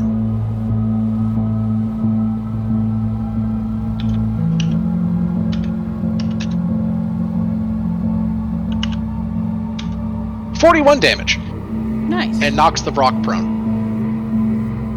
This rock looks beat to shit. Cecilia, at the start of your turn, you take... Actually, wait a minute. Cecilia, give me a con save. You forgot to roll at the end of your last turn. Alright, Oh my you take God. 4 damage. Damn. You take 4 damage at the start of this turn.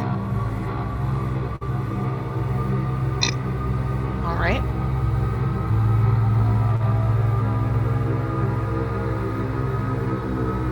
Come up and give this one a bashing.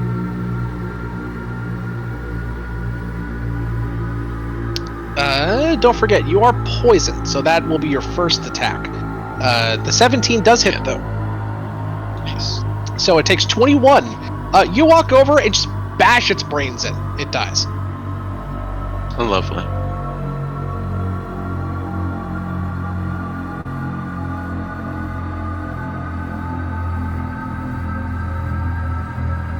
Okay.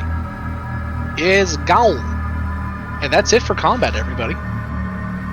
The magpie snaps her fingers, and her men kind of go to her. And she says, "Well now, you all were much more competent than I initially gave you credit for. I apologize for mischaracterizing you, even if I kept such opinions to myself. Still, you have proven yourself most capable. Please, why don't you accompany us down to the lower levels? From what I understand, that is the source of this demonic incursion into our fair city, and the home base of some horrible cult. We would see them removed. And, of course, if you were to aid us, the brokers would compensate you most fairly for services rendered." Mari will just simply nod in T-Rex. Because she's not turning back yet. Not right now. You Rar. may need to reduce in size, my dear. The tunnel is, not accommodating for a form of such precipitous girth. She's gonna look at where we're going so far, which I think might still be open until we get to that particular tunnel. So she's gonna stay Not in as T-Rex much. until then, like for as long as possible. Okay. Yep. Yeah, she'll I mean, shrug like and hold getting up her down hands. this hallway and all that? Yeah. I'm assuming we're still anticipating potential Yeah. complications. Because there. we don't Yeah, know that's what's fair. down there, Oh. so she's staying in T-Rex for now. She nods and says, "Mr. Pummeler, I believe that you should lead the charge. You are the most physically resistant of us all." Perry, in obvious pain, stands proud and says, "To right you are, good miss. I will clear the way." You really want to take advantage of a man's pride to put him in such danger in a state like that? She says, "Pride? What do you mean? Perry carries a reputation that is as solid as iron, much like his armor and his spine and skin. I am merely putting the best man possible for the job in the position that befits him the most."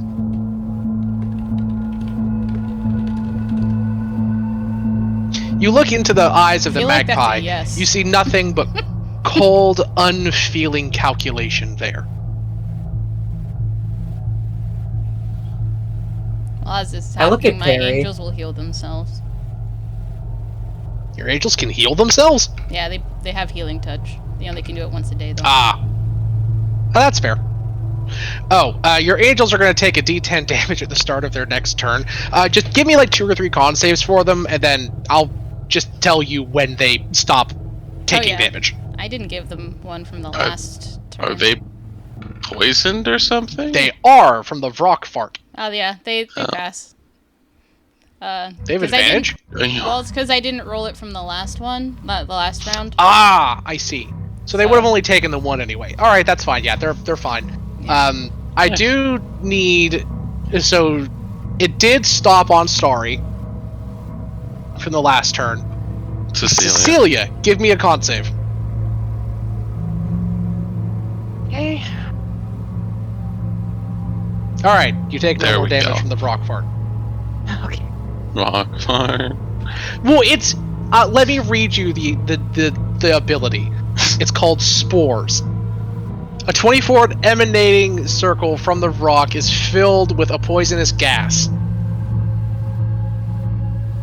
It's a rock fart. Yeah, no, the rock's eyebrow twitches as he's known for, and then big toot comes out, and we are infected. It literally, it's true. Whoopee cushion sound effect and all. Oh yeah. All right. So, you proceed forward down the road into where the tunnel is. I will let you know above board. The only thing that you find in this area before you get to the location is the corpses of half a dozen alligator men. Oof. Oh, are any of them the chief? He does not appear to be here. Hmm. He is either missing or was like completely eaten. But you also don't see like any large amount of corpses. You don't see any like corpse remains that would indicate that he was eaten. You could give me an investigation check. Cassandra, could I have a few moments? I'm just gonna reveal like the streets because I'm assuming you guys are gonna go this way down there. What do you need, Um, Starry? Well, I know you have a good mind of you, and you really focus intensely. I was just wondering if you could find it in you to see if the chieftain is among these body parts. Chieftain? Yes. The crocodile, the were-crocodile chieftain. He helped you. He is somewhat of a friend. I suppose it can't be any more disgusting than harvesting dragon gut. Yeah. Yeah, give me a just general investigation, Cass, and I'll tell you what you find. Starry will pick up all of the body parts and bring them to you one by one. You don't see any type of insignias or markings on the werecrocs that would notate them as the chief. However, you do see the signs of a larger scale scuffle that happened here before, obviously involving the crocodiles and what you assume to be demons. And you see a set of drag marks on the ground, as if a creature with a large tail was being dragged down into the trap door that leads into the lower tunnels. Can I check and open the trap door? It leads down into the tunnel. Yep, it appears to be empty for the moment. Anything? Well, there was definitely a scuffle, and they took... If he's still alive, I bet he'd be down this way. Thank you. Starry, Yes. to be clear, he didn't walk down there. Taken. Yes, those were your words. Indeed, it appears that the Gator chieftain was gator napped. What could they want with a gator? Well, now we need to help Chieftain. him. That's I mean, how I I guess. feel. If you were my employer, you would want him for coasters. Oh I my. would never, ever want a gator coaster. Gators are too precious of animals to be used for such things. Yeah, yet we're doing it. Makes me sad. I'm not judging them. It's their business. I get it, but it still just makes me sad. I like gators. Yeah, I don't get some of the products we make, but I mean, it's not that surprising. Alligator leather and crocodile leather have been used in, like, fashion and stuff, like, since forever. My grandfather and I, because I inherited them, still own alligator cowboy boots. They're fabulous, but they make me sad. It's like just being how gay. it be. Huh? It's fabulous, but it makes you sad. Valid. Since there's no more enemies down here, I'm assuming we've all migrated down here. Seems reasonable. Since there's no more enemies down here, Maribel, do you mind not being a T-Rex? She gives you a growl, and then she stops concentration and is herself. Boom, boom, boom, boom, boom. Did you need something? You D-Rex. Hi, D-Rex. You look a little I'm not sorry. red. Would you like some healing, or are you gonna chug some potions?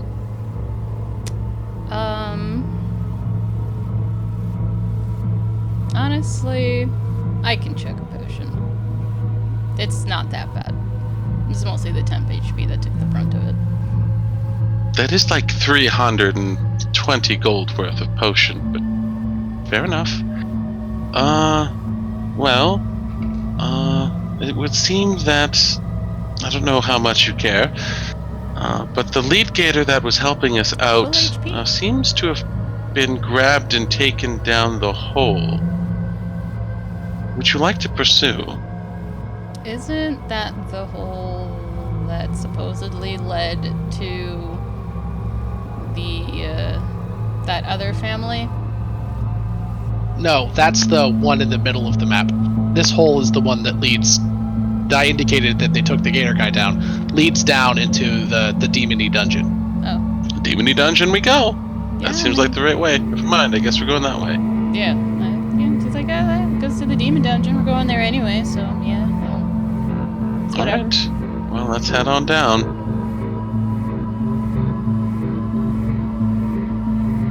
Okay.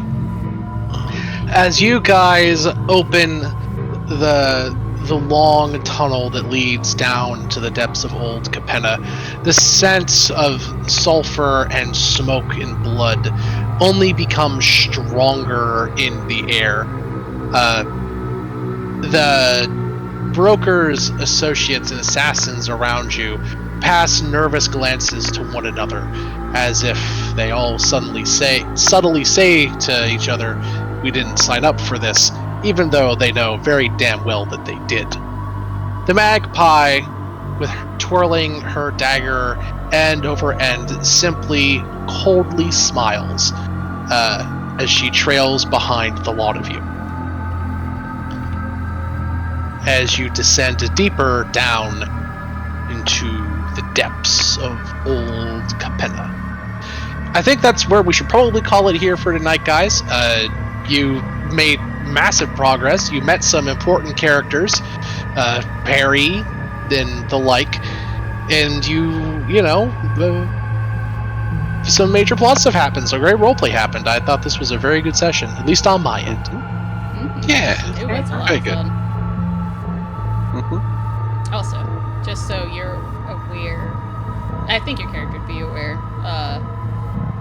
Starry would note that she took a regular greater healing potion, not a bathwater one. Because she has Does regular Maribel just ones. find it weird to chug her own bathwater? Your own No, bathwater. it's just because the regular is technically cheaper than using her own. Yeah, it's cheaper. It's true. That's It's only true. $2.50, where the It's true. Maribel flavor is like $320 or Don't something. say flavor. Oh, it's flavored, all right. Oh my god. By the way, I would like to remind everyone that this is just some not safe for work D&D facts. The milk of different species in Dungeons and Dragons canonically tastes different because Ed Greenwood is eternally horny. When asked Oh on my Twitter, God. he said that tiefling milk tastes spicy with hints of cinnamon. Ooh. Okay. I'm not find yourselves a joking. tiefling know that. lady. I could have lived without that knowledge, but you know what? Didn't More need to curse know that. knowledge for me. Thanks. Look, you have the Need Book to of Vile know. Darkness. You asked for it. I didn't ask Then you for it. definitely, out This of all is of not us. I feel like I didn't need to know that. I'm sure the book knows that, but it didn't need to The give me book knows that. information. It's The evil, book honey. knows it and occasionally tells you, whether you ask it or not. You're just sitting there and Uh-huh. you're like, hey, book, how's it going? The book's just like, oh, yo, random fun fact. Tiefling milk tastes like cinnamon. Elven milk tastes like herbs and spices. Yep. This is not something that people need to know. No one needs to know that. But you know what? I know that now. Chat, you know that now. Congratulations. Look, don't blame me. Blame Ed Greenwood, the guy who wrote the lore for the Forgotten Realms. Now, Damn it, Ed. the real question is, what does Yuan tea milk taste Oh my like? gosh, But no. I am don't of the wanna opinion that know. Yuan-Ti do not have breasts. They are snakes. They do not need to produce milk. They they're lay there. They're eggs. there. Sour and salty. Yeah, Sour and unironically, salty. Ugh. I would have to imagine it tastes very acrid and chemically because of the poison that's in their blood. If we're giving a serious answer, Ooh. Yuan-Ti blood is toxic. Alright, So I would alright. have to imagine that other liquids in their body, saliva, milk, etc., would be equally toxic. Probably. I've talked to him and heard how Oh. he raises goats and cows, a few farmers, and is a big fan of fresh milk. That's good lore, though. What? Fresh milk is good, but don't drink raw milk. That will kill you. Mhm. What is defined Very as ill. raw milk?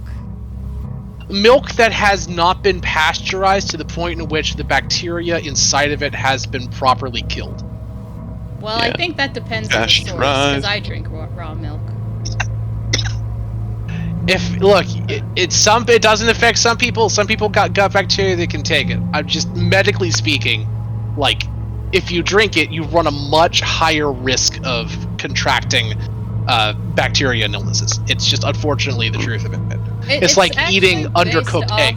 It's actually based off of where you get the milk from, because a lot of the bacteria is not coming from the milk or the animal itself. It is coming from the machinery and the stuff that's Contaminant. being used Yes. to do it, and it will cause Contaminants. contaminants if they don't properly That's absolutely true. sanitize and clean their stuff.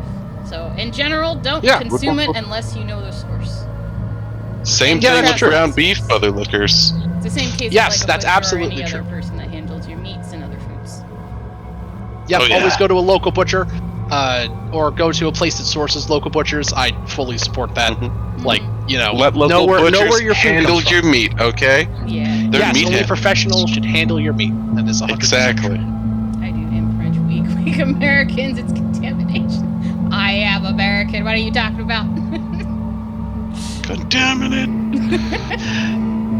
Alrighty. Well, that's what factories need. Wait, is that the secret to delicious French cooking? Raw milk? That's a fact. Oh yeah. I mean, it could be. Viva is French. He also is working on his own table Cream. in case anyone's interested in knowing that and wants to join his streams. Anyways. Cool. Yeah. All right. Thank you, everybody, for watching our game today, as that will be that for today's session. we will all be streaming this again next Saturday as usual. And yeah, I do believe that is everything that I really need to say. The next time I stream will potentially be Wednesday or Thursday, we'll see. I tend to run chaotically, so if anyone wants to know when my next stream is, I would suggest joining my Discord if anyone's interested. And then, I'm pretty active on my Discord, so I'll talk to anyone that is on there in case anyone's curious. But otherwise, I am going to raid you guys out. I just need to figure out where I'm raiding you guys to real quick. Oh yeah, it's a raiding party. It is a raiding We party. have people. Let's see. Get them. I have... Oh, someone else is playing Dungeons & Dragons, it looks like.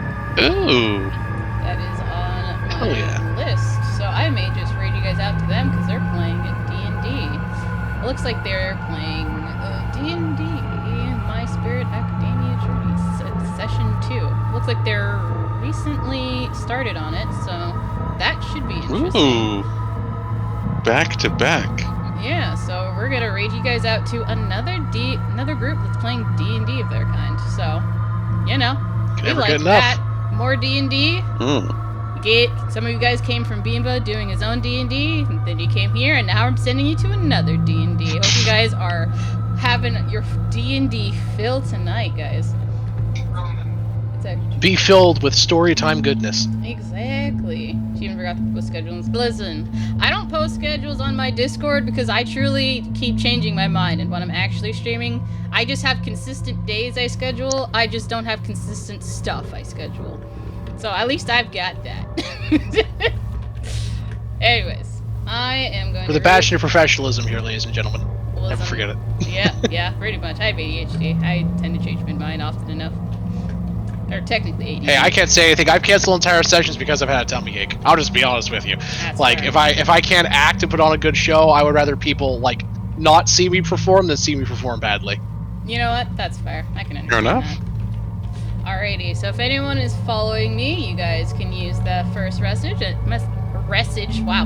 first message, and then if you guys anyone sub to me, you can use the second one. So, yeah, I'll be raiding you guys out to Sethanatos, and they're just playing D&D as or such, so you guys be nice, be friendly, and yeah, you guys take care. Remember that I appreciate every single one of you. I love you all, and thank you so much for being here and supporting me and my friends as we play D&D, as we just do it for fun and we just enjoy our time. So, you guys take care, have a wonderful week, and have a great day. Bye-byes! Woo! Later, nerds. Go raid. Hit it very hard.